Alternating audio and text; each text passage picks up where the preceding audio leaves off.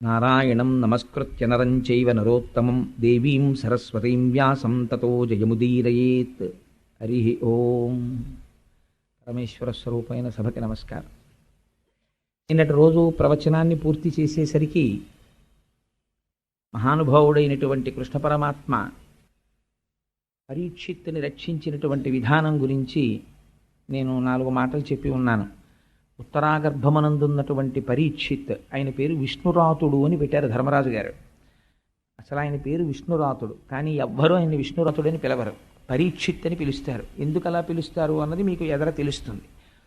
అటువంటి విష్ణురాతుడు గర్భస్థుడై ఉండగా అశ్వత్థామ చేత ప్రయోగించబడినటువంటి బ్రహ్మాస్త్రము చేత చెనకబడుతున్నటువంటి సందర్భంలో ఉత్తర చేసినటువంటి స్తోత్రానికి ప్రసన్నుడైనటువంటి పరమాత్మ గర్భస్థమైనటువంటి పిండమును రక్షించాడు.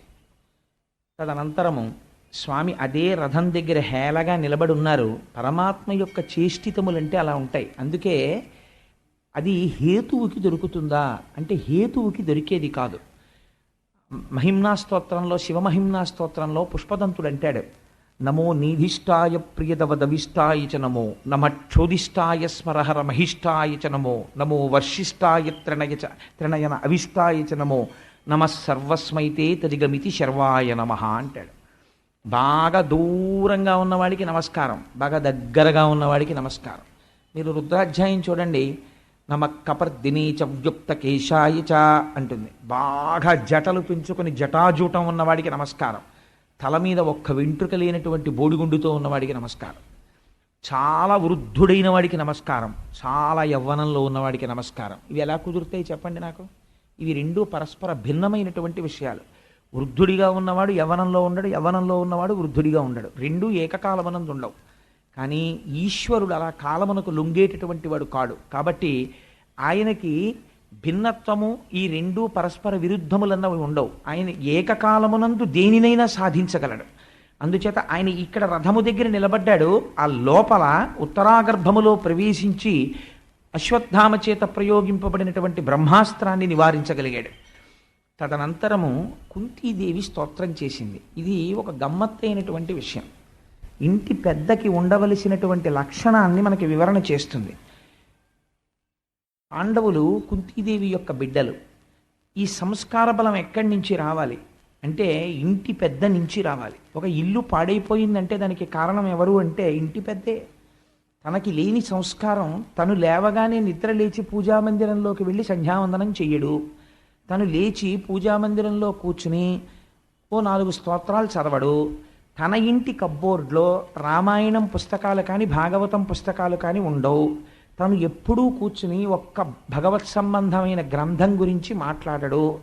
తన పిల్లలతో మాట్లాడేటప్పుడు ఒక పోతన గారి గురించో, ఒక వాల్మీకి మహర్షి గురించో, మన జాతి సంపద గురించో, మన సంస్కృతి గురించో పలకడు. తన పిల్లలు మాత్రం చాలా సంస్కారవంతులై ఉండాలని కోరుకుంటాడు. ఎలా జరుగుతుంది చెప్పండి నాకు? మనకి పరానుకరణము అని ఒకటి ఉంది. పిల్లలు తల్లిదండ్రులు ఎలా ప్రవర్తిస్తారో అలా ప్రవర్తిస్తారు. మా తండ్రి గారు దేన్నైనా అంగీకరిస్తాడు, కానీ ఇది అంగీకరించలేడు అని బిడ్డడికి తెలిసిందనుకోండి, అసలు 90% ప్రవర్తన బిడ్డడిది నియంత్రించబడిపోతుంది. బిడ్డడి ముందే తండ్రి చేయరాని పని చేస్తున్నాడు అనుకోండి, ఆ బిడ్డడు చెయ్యకుండా ఎలా ఉంటాడు? మా తండ్రే చేసింది నేను ఎందుకు చేయకూడదు అనుకుంటాడు.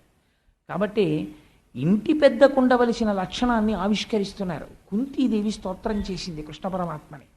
ఆవిడంది ఆదినారాయణ అని ప్రారంభించింది. ఎంత గొప్ప పేరండి ఆ పేరు, ఆదినారాయణ అన్న పేరు. ఆది అంటే ప్రారంభమునందు ఉన్నటువంటి నారాయణ, సర్వజీవులకు కూడా ఆయనమైనటువంటి వాడా అంటే ఆధారమైనటువంటి వాడా, సమస్తమునందు నిండి నిబిడీకృతమైనటువంటి వాడా. స్వామి, నీవు అంతటా ఉంటావు, కానీ గమ్మత్తు ఏమిటంటే అంతటా ఉన్నటువంటి నీవు మాంసనేత్రమునకు కనపడవు. మరి ఏది కనపడుతుంది? నామరూపాత్మకమైనటువంటి జగత్తు కనపడుతుంది. నామరూపాత్మకమైనటువంటి జగత్తు దేని చేత కనపడుతుంది? ఇంద్రియముల చేత కనపడుతుంది. కంటి చేత చూడబడుతోంది, చెవి చేత వినబడుతోంది, స్పర్శేంద్రియము చేత స్పృశింపబడి స్పర్శజ్ఞానము తెలుసుకుంటోంది. వీటికి ఈ శక్తి తనంత దానుగా అమరినదా? మీరు ఒకసారి ఆలోచించండి.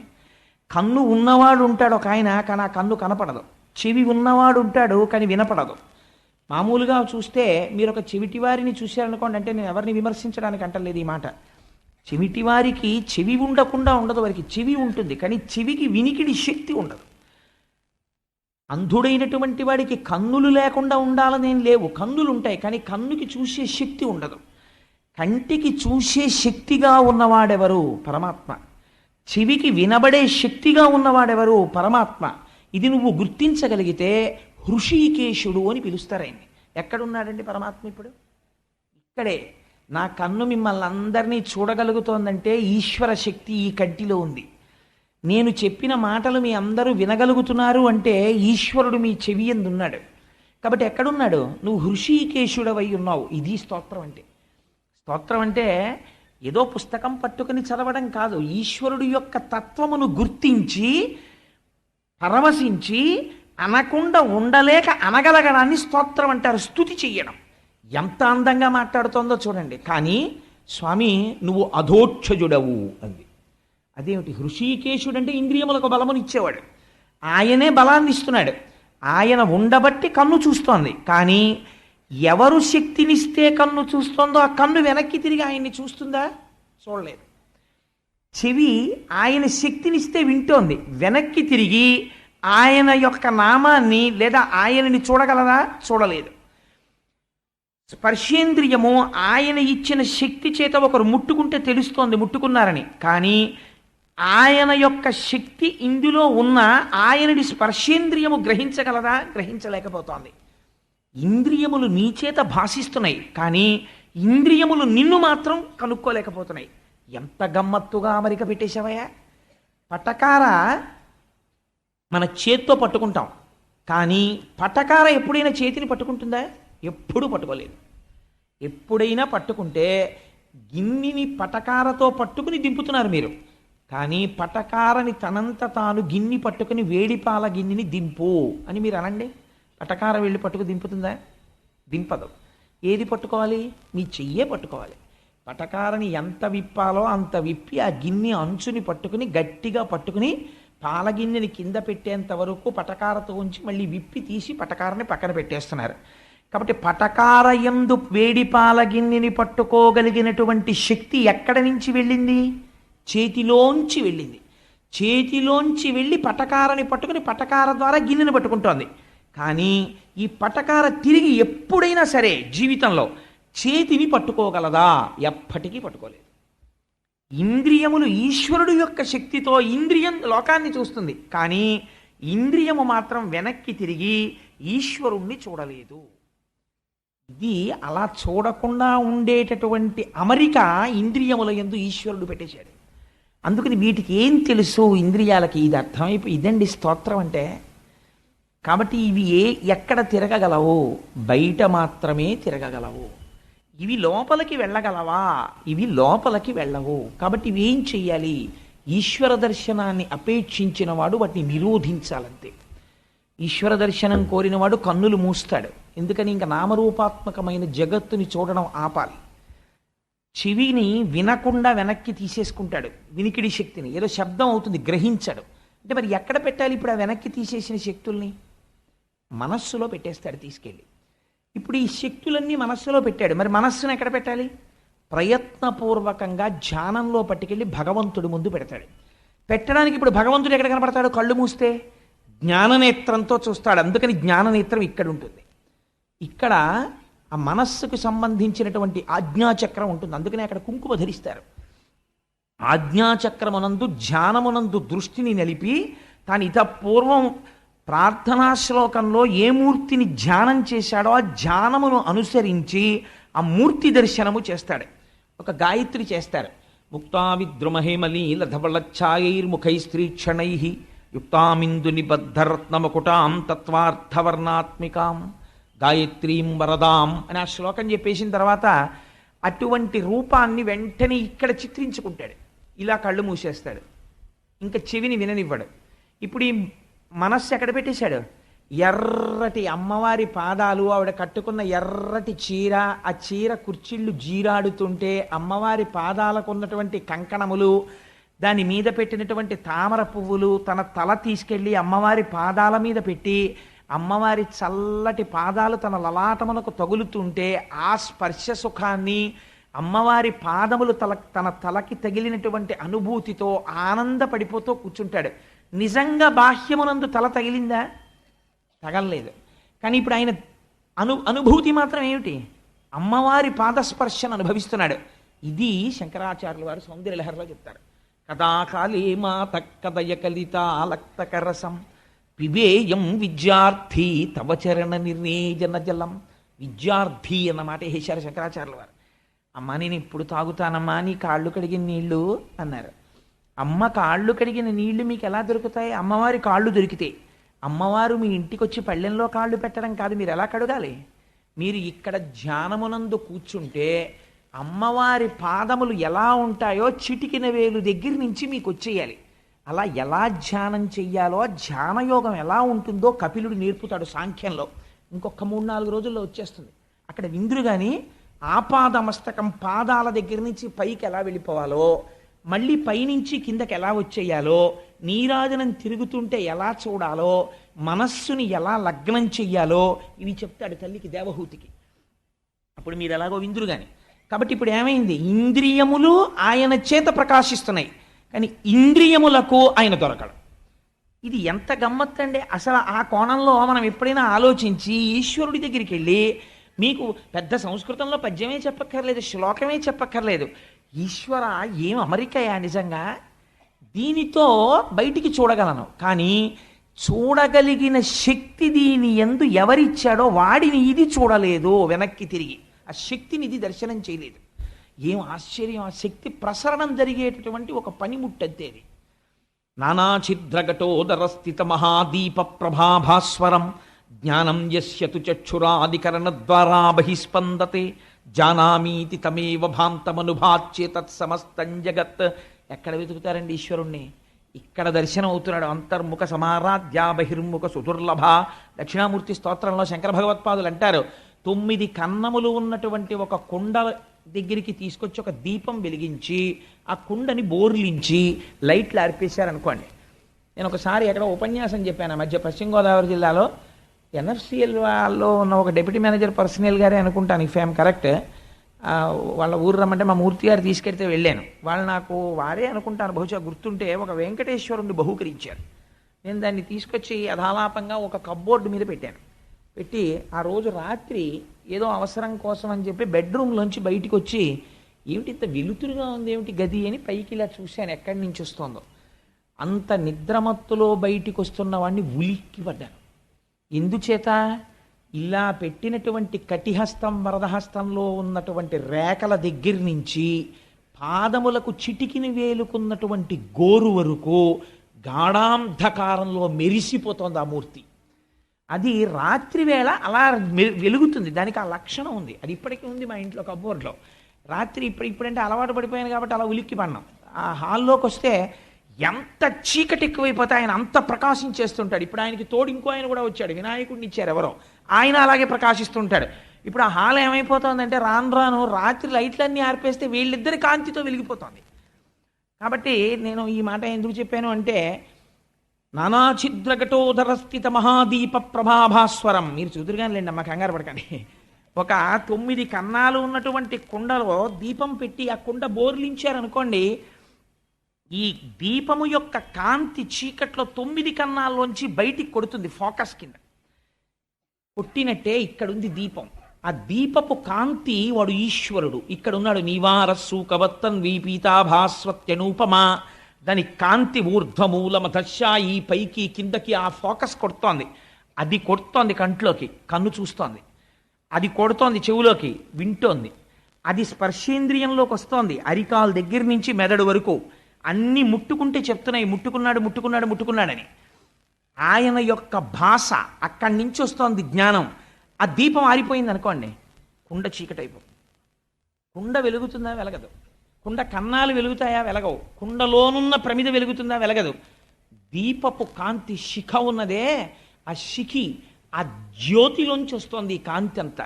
అందుకే దీపం ఉండగా ఇల్లు చక్క పెట్టుకో అంటారు మన వాళ్ళు. లోపల ఈ జ్యోతి ఉండగా నువ్వు మంచి పని చేయడం నేర్చుకో. ఎందుకు పెట్టామండి సత్యనారాయణ వ్రతాలు?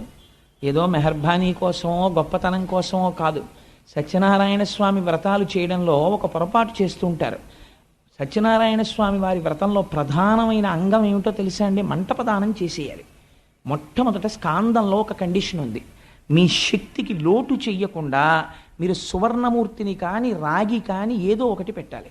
మనం ఎప్పుడు ఏం చేస్తామంటే ఒక కలశ పాత్ర పెట్టి ఒక సత్యనారాయణ స్వామి వారి ఫోటో తీసుకొచ్చి అక్కడ పెట్టి వ్రతం చేసేసి మంటప ప్రదానం చెయ్యమని ఆ బట్ట ఇలా ఎత్తమంటారు. ఆ తువ్వాలు ఎత్తి అందులో ఉన్న బియ్యము చెంబు ఆయనకి ఇచ్చేసి, ఇంకా కొంతమంది అయితే ఇంటికి వచ్చిన వాళ్ళు చూడాలని ఓ వెండి అష్టలక్ష్మి చెంబు పెడతారు. పెట్టి తువ్వాలు బియ్యం ఆయనకి ఇచ్చేస్తారు, అష్టలక్ష్మి చెంబు వీళ్ళు ఇంట్లో పెట్టేసుకుంటారు ఆ పూజ చేసిన మూర్తిని. నువ్వు మంటపంలో మూర్తిని పెట్టి పూజ చేసి మంటపం దానం చేసేసిన తర్వాత మంటపాంతర్గతంగా ఉన్నటువంటి మూర్తిని కూడా నువ్వు దానం చేసేసావు. నువ్వు మళ్ళీ దానం చేశానని చెప్పిన దాన్ని తెచ్చి ఇంట్లో పెట్టుకుంటే నువ్వు వెంటనే పొరపాటు చేసేసావా లేదా? నీకు ఎక్కడి నుంచి వస్తుంది వ్రత ఫలితం? అలాగే ఆ గ్రహాల్ని పిలుస్తాం. సత్యనారాయణ స్వామి వారిది చాలా గమ్మత్తైనటువంటి వ్రతం అండి. ఒక్కొక్క గ్రహాన్ని పిలుస్తాం. పిలిచినప్పుడు ఆయన ఒక రంగు బట్టలు కట్టుకుంటాడు, ఒక వాహనం ఎక్కుతాడు, కొన్ని ఆభరణాలు వేసుకుంటాడు. ఆయనతో పాటుగా ఆయన పరివారం వస్తుంది. వాళ్ళు వస్తున్నప్పుడు ఆ శ్లోకాలు ఉంటాయి, జన శ్లోకాలు ఎంత గొప్పగా ఉంటాయో. మా సుబ్రహ్మణ్య శర్మ గారు కృష్ణావధానుల గారి దగ్గర చదువుకున్నారు. ఎంత అందంగా చదువుతారో రేపు మీరు చూతురు. కానీ సత్యనారాయణ వ్రతంలో ఆ శబ్దశక్తికి వచ్చి కూర్చుంటాయి ఆ గ్రహాలు. సాంగం సపరివారం సవాహనం వచ్చి కూర్చుంటారు. అప్పుడు మంటపంలో సత్యనారాయణుడు కూర్చుంటాడు. ఆఖరణ కథ చెప్తారు. కథ మార్చడానికి వీల్లేదు. కథ ప్రారంభం దేంతో? ముందు బ్రాహ్మణుడు చేస్తాడు వ్రతాన్ని. బ్రాహ్మణుడు చేస్తే చూసి మంచినీళ్ల కోసం అని వచ్చాడు ఒక శూద్రుడు, కట్టెలు కొట్టుకునేవాడు. దాహం కోసం అని వచ్చినవాడు ఆ వ్రతం జరుగుతున్న విధానం చూసి మంచినీళ్ళు అడగడం మర్చిపోయాడు. మరిచిపోయి వ్రతం ఎలా చేస్తారని అడిగి ఆయన కట్టెలు కొట్టిన అమ్ముతో డబ్బుతో వ్రతం చేశాడు. ఆయనకి ఈయనకి ఇద్దరికీ ఫలసిద్ధితో మొదలు. చాతుర్వర్ణములు ఎలా ఈశ్వరుడి పాదాలని చేరుకోవాలో కథలో అంతర్భాగంగా ఉంటుంది, రహస్యం అంతాను. అంత గొప్ప వ్రతం అది. వైదికంగా భీష్మేకాదశి నాడు భీష్ముడికి ఒక గొప్పతనం ఉంది. ఇప్పుడే మా ఇంట్లో బయలుదేరే ముందు మా దొరగారితో వాళ్ళతో చెప్పి బయలుదేరాను నేను. సాధారణంగా తల్లిదండ్రులు ఉన్న వాళ్ళు తర్పణలు ఇవ్వరు, కానీ భీష్ముడికి మాత్రం మనుష్యుడిగా పుట్టిన ప్రతివాడు భీష్మ ఏకాదశి నాడు తర్పణలు ఇవ్వాలి.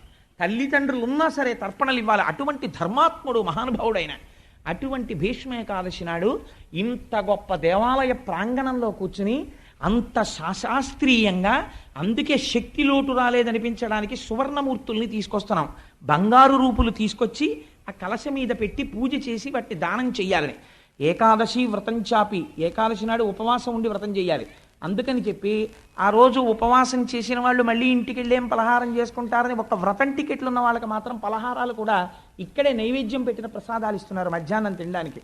ఇన్ని ఏర్పాట్లు చేస్తున్నారు. కానీ ఒక్కటే లోటు ఏంటంటే అకామిడేషన్ అనేటటువంటిది మనం పెంచలేం. ఒక 116 టికెట్లు మాత్రమే ఇవ్వగలరు. ఇప్పుడు ఉపన్యాసం అయిపోయిన తర్వాత ఎవరు ముందుంటే వాళ్ళకి ఇస్తారు ఆ టికెట్, అది వేరు విషయం. ఇప్పుడు దాని గురించి అల్లరిపడిపోకండి. సరే, అందుచేత నేను ఈ మాట ఎందుకు ప్రస్తావన చేయవలసి వచ్చిందంటే అనుషంగికంగా అంతర్భాగంగాను ఇంద్రియములకు శక్తినిచ్చేవాడు ఆయన, కానీ ఇంద్రియములకు ఆయన దొరికేవాడు కాడు. అందుచేత ఆయన ఏకకాలమునందు 2 భిన్నమైన నామములతో పిలవబడుతున్నాడు. ఒకటి, ఈశ్వర నువ్వు అదోక్షజుడవు, నువ్వు హృషీకేశుడవు. ఇటువంటి స్వామివి నువ్వు ఆదినారాయణుడవు, ఉన్నది నువ్వు ఒక్కడివే. ఆ తర్వాత ఇంత విశ్వముగా నువ్వు పరిఢవిల్లేవు. అటువంటి తండ్రి నువ్వు ఈ ఉపసంహారం ఎవరు చేయాలి మరి అంటే? ఇవాళ రథసప్తమి. కుంతీదేవి ఎంత గొప్ప మాట అందో చూడండి. కాలస్వరూపుడవై నువ్వు సూర్యనారాయణుడవు అంది. ఒకే ఇంట్లో ఒక తల్లి కడుపున ఒక ఇద్దరు పుట్టిన మగపిల్లల్లో 2 మగపిల్లలకి ఆదినారాయణ సూర్యనారాయణ అని పేర్లు ఉన్నాయనుకోండి, ఆ తల్లిదండ్రులు ఎంత సంస్కారవంతులో. ఆదినారాయణుడు సృష్టి చేశాడు, సూర్యనారాయణుడు కాలాన్ని నడిపాడు. అందులో ఎదుగుదలుంది, పెరుగుదలుంది, సమర్థత ఉంది, నిర్వహణ ఉంది, లయం ఉంది. ఆ కాలంలో పడిపోతున్నారు మళ్ళీ జీవులన్నీ. కాబట్టి ఎవరు చేస్తున్నారు ఇదంతా? ఆదినారాయణ సూర్యనారాయణ 2గా ఉండి ఇవి చేస్తున్నవాడివి నువ్వే. పేర్లు 2, తత్వం ఒక్కటే.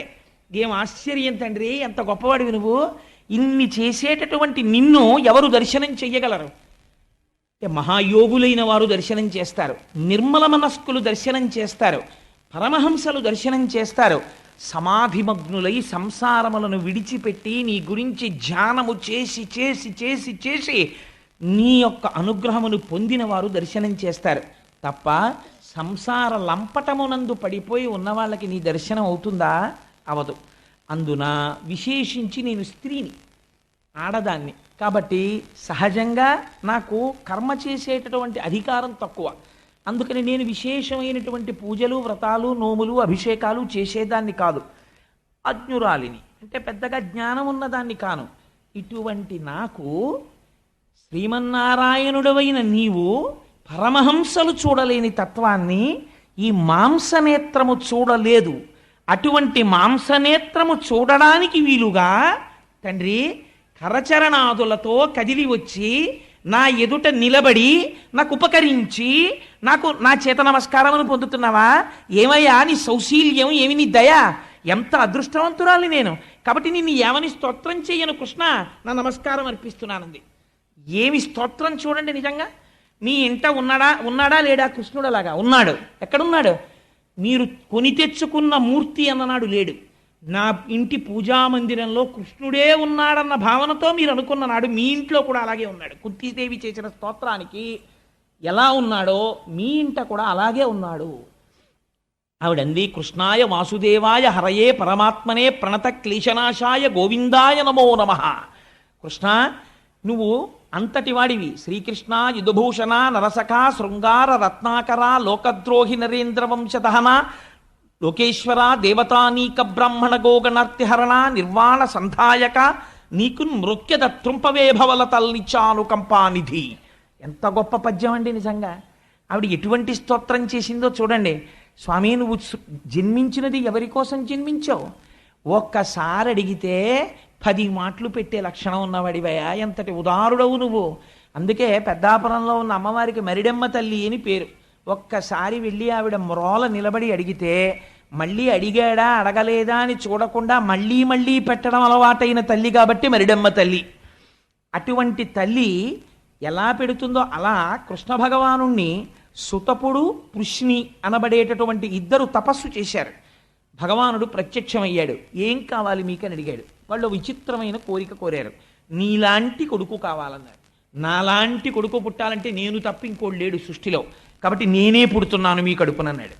ఏం చెయ్యాలి? ఓసారి అడిగారు కాబట్టి పుట్టేస్తానని పుట్టేయాలి. ఇంత ఆర్తితో ఇంత తపస్సు చేసి నన్ను చూసి నాలాంటి కొడుకు కావాలన్నారు కదా, మీ ముచ్చట తీరడానికి 3 మాటలు పుడతానండి. ఎవరంటారండి? మనందరం ఏమంటాం? ఇంత జ్ఞానం వస్తే ఇంకా మాకు జన్మొద్దు, మము పర్దేహో జన్మ జన్మాంతరేషు, ఇంకా నాకు జన్మొద్దు, ఇంకా నాకు జన్మొద్దు అంటాం. ఆయన అన్నాడు నేను 3 మాటలు పుడతాను మీ కడుపునన్నాడు. పుట్టడం కూడా ఎలా? ఏదో హేళగా పుట్టడం కాదు. నాకు వేడుక పుట్టు నీ సుకుడని నర్తించి వర్తింపగాన్. అమ్మా నీ కడుపులోంచి బయటికి వచ్చి నీ కొడుకుని అనిపించుకుని ఆడుకుని నీ ఒళ్ళో పడుకుని నీ పాలు తాగి అజ్ఞానంతో ఉన్న పిల్లవాడు ప్రవర్తించినట్టు ప్రవర్తించి నువ్వు ఇలా చేయి పట్టుకుని హాయ్ కృష్ణ అని ఇలా వేలు చూపిస్తే బెంగ పెట్టేసుకుని ఏడుస్తూ నించోవాలమ్మా. అలా కోరికగా ఉంది, అలా పుడతానమ్మా అన్నది. ఎంత దయాశాలివయ్యా నువ్వు. అలా పుట్టావా? సుతపుడు పృష్ణికి పృష్ణి గర్భుడు అన్న పేరుతో ఒకసారి పుట్టావా? రెండవసారి అదితి కశ్యపులకు వామనమూర్తిగా పుట్టావా?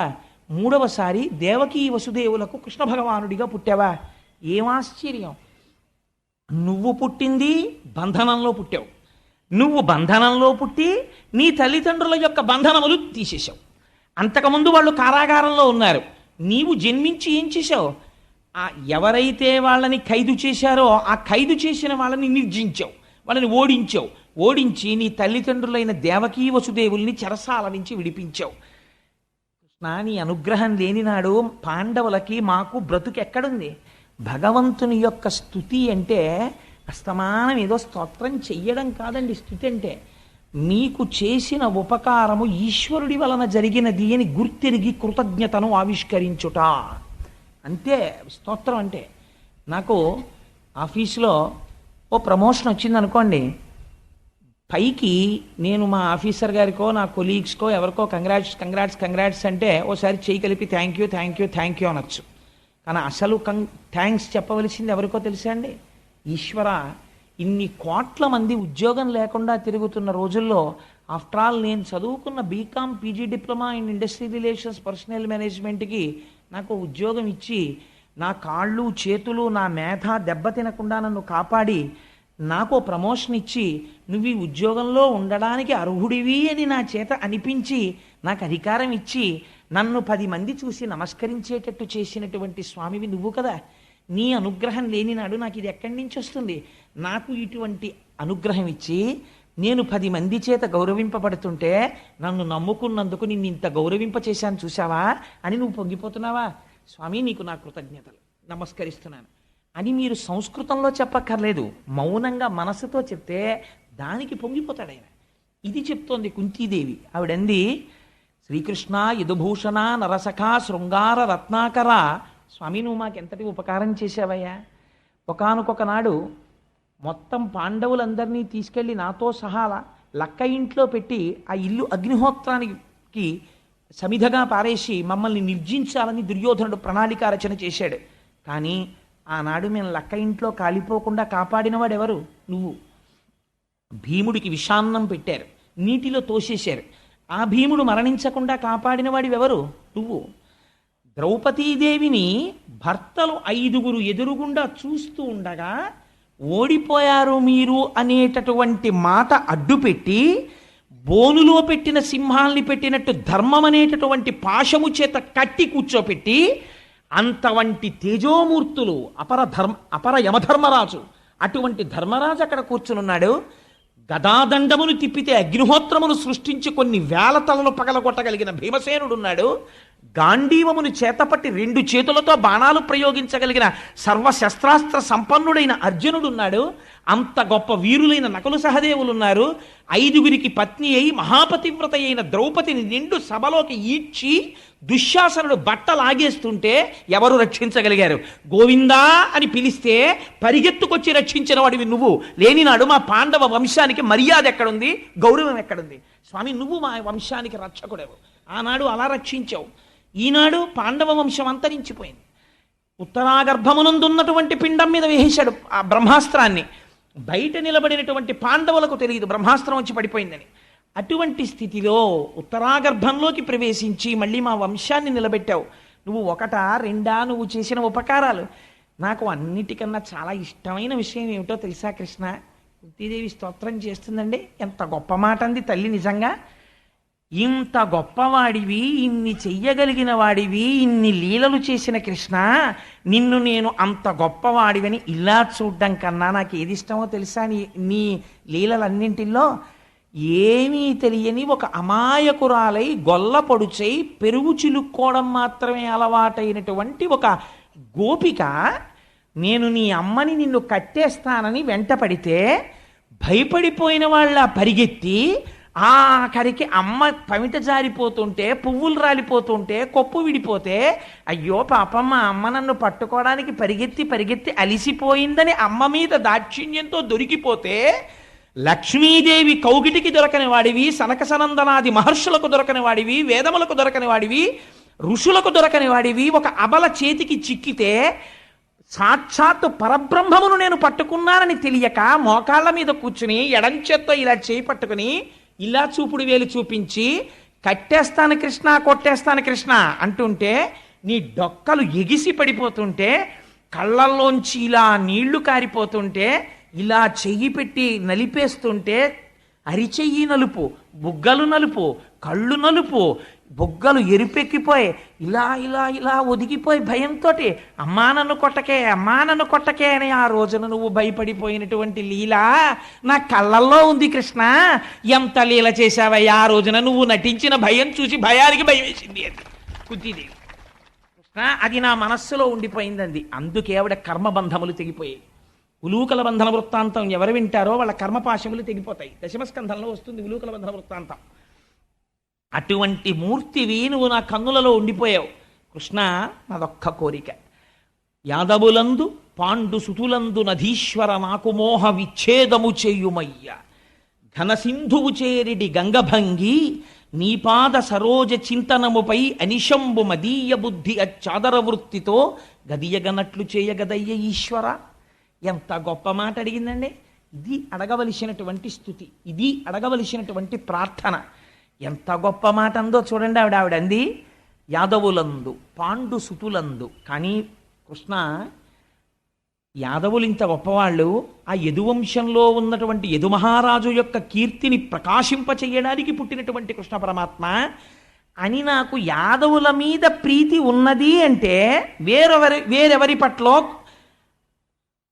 వ్యతిరిక్తమైన భావన కూడా ఉన్నది. ఇది యథార్థము. రాగము ఉన్నది, ద్వేషము కూడా ఉంది.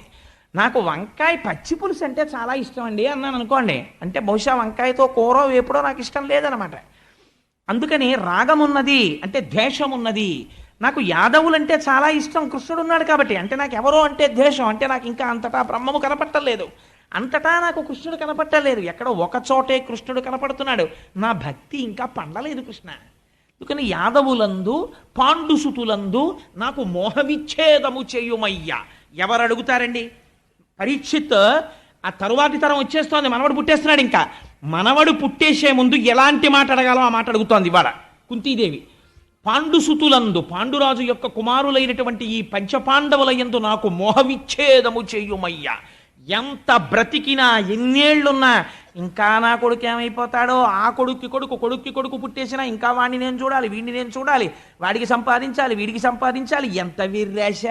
మళ్ళీ నీకు మనుష్య జన్మ వస్తుందా? ఈ సమయం దొరుకుతుందా? ఈశ్వరార్చన ఎప్పుడు చేస్తావు? నాకు మోహ విచ్ఛేదము చెయ్యుమయ్యా. పొమ్మంటే పోవట్లేదయ్యా. అన్నమాచార్యుల వారు ఏడిచారు. ఇవి ఈ తెగు అంటే తెగేటటువంటి బంధాలు కావు, నువ్వు తెంచాలయా స్వామి వెంకటేశ్వర అన్నారు. అలా నాకు మోహవిచ్ఛేదము చేయుమయ్యా. అతిశయి పిచ్చమమకారం. ఎందుకు ఈ ప్రేమ? నేను ప్రేమ ఉంటే మాత్రం నేను ఉద్ధరించగలనా? నాకు మనవడు కావాలని కోరికుంది, నేను రక్షించగలిగానా ఉత్తరాగర్భాన్ని? నువ్వు రక్షించావు కాబట్టి ఇది పూర్తిగా నాకు ఈ మోహం పోవాలి. ఇంకా నా వాళ్ళు పాండవులు యాదవులు వాళ్ళ మీద శత్రుత్వం నాకు వద్దయ్యా కృష్ణ. నాకు మోహ విచ్ఛేదము చేయుమయ్యా. ఘనసింధువు చేరెడి గంగభంగి నీ పాద సరోజ చింతనముపై అనిశంబు మదీయ బుద్ధి అచ్చదర వృత్తితో గదియగనట్లు చేయగదయ్య ఈశ్వర. నాకేం కావాలో తెలుసా? గంగ ప్రవహించి ప్రవహించి ప్రవహించి వెళ్ళిపోతుంది. వెళ్ళిపోయినటువంటి గంగకి ఎవరు దారి చూపించారు. మీరు నదీ ప్రవాహానికి ఉన్నటువంటి గొప్పతనం అదే. మన వాళ్ళు నదీ స్నానం చెయ్యండి అంటారు. ఒక షష్ఠి పూర్తి చేసుకున్నారనుకోండి, దేంతో ప్రారంభం అంటే మా ఊళ్ళో గోదావరి కాలం ఉంది అంటే స్నానం చేసేసి షష్ఠి పూర్తి చేసుకుంటానంటే కుదరదు. రాజమండ్రి వెళ్ళి గోదావరిలో స్నానం చేసి మొదలెట్టాలి. ఎందుకు గోదావరికి వెళ్ళడం అంటే నదీ స్నానం చేసేటప్పుడు మనం ఒక విషయాన్ని తెలుసుకోమని నదీ స్నానం చేయమంటారు. దేనికో తెలుసా అండి నదీ స్నానం చేయడం? నది ఎక్కడ పుడుతుంది? ఎక్కడో పర్వతముల మీద పుడుతుంది. పుట్టినటువంటి నది ఏం చేస్తుంది? ఆ పర్వతం మించి కింద పడిపోతుంది. పడిపోయినప్పుడు ఒక పెద్ద బండరాతి మీద పడి చింగిపోతుంది. అయ్యో నా తల పగిలిపోయిందని చెప్పి అక్కడ ఉండిపోతుంది ఆ నది?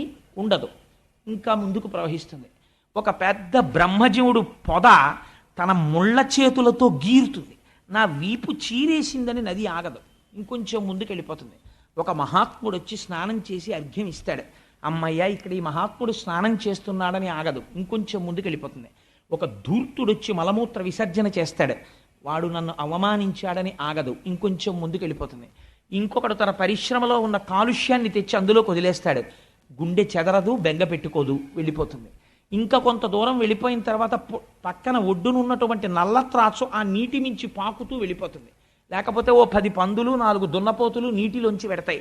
అయ్యో నాలోంచి 4 పందులు వెళ్ళాయని బెంగెట్టుకోదు, వెళ్ళిపోతుంది. ఈ ప్రయాణం ఎంతవరకు ఇలాగా? ఎవరు దారి చూపిస్తారు? ఎక్కడికి ఎడతావు గంగా, ఎక్కడికి ఎడతావు గంగా అంటే నేను సముద్రానికి ఎడతానరా, నేను సముద్రానికి ఎడతానరా అంటే ఇలా కాదు ఇల్లారా అని చెప్పి ఎవరైనా తీసుకెడతారా?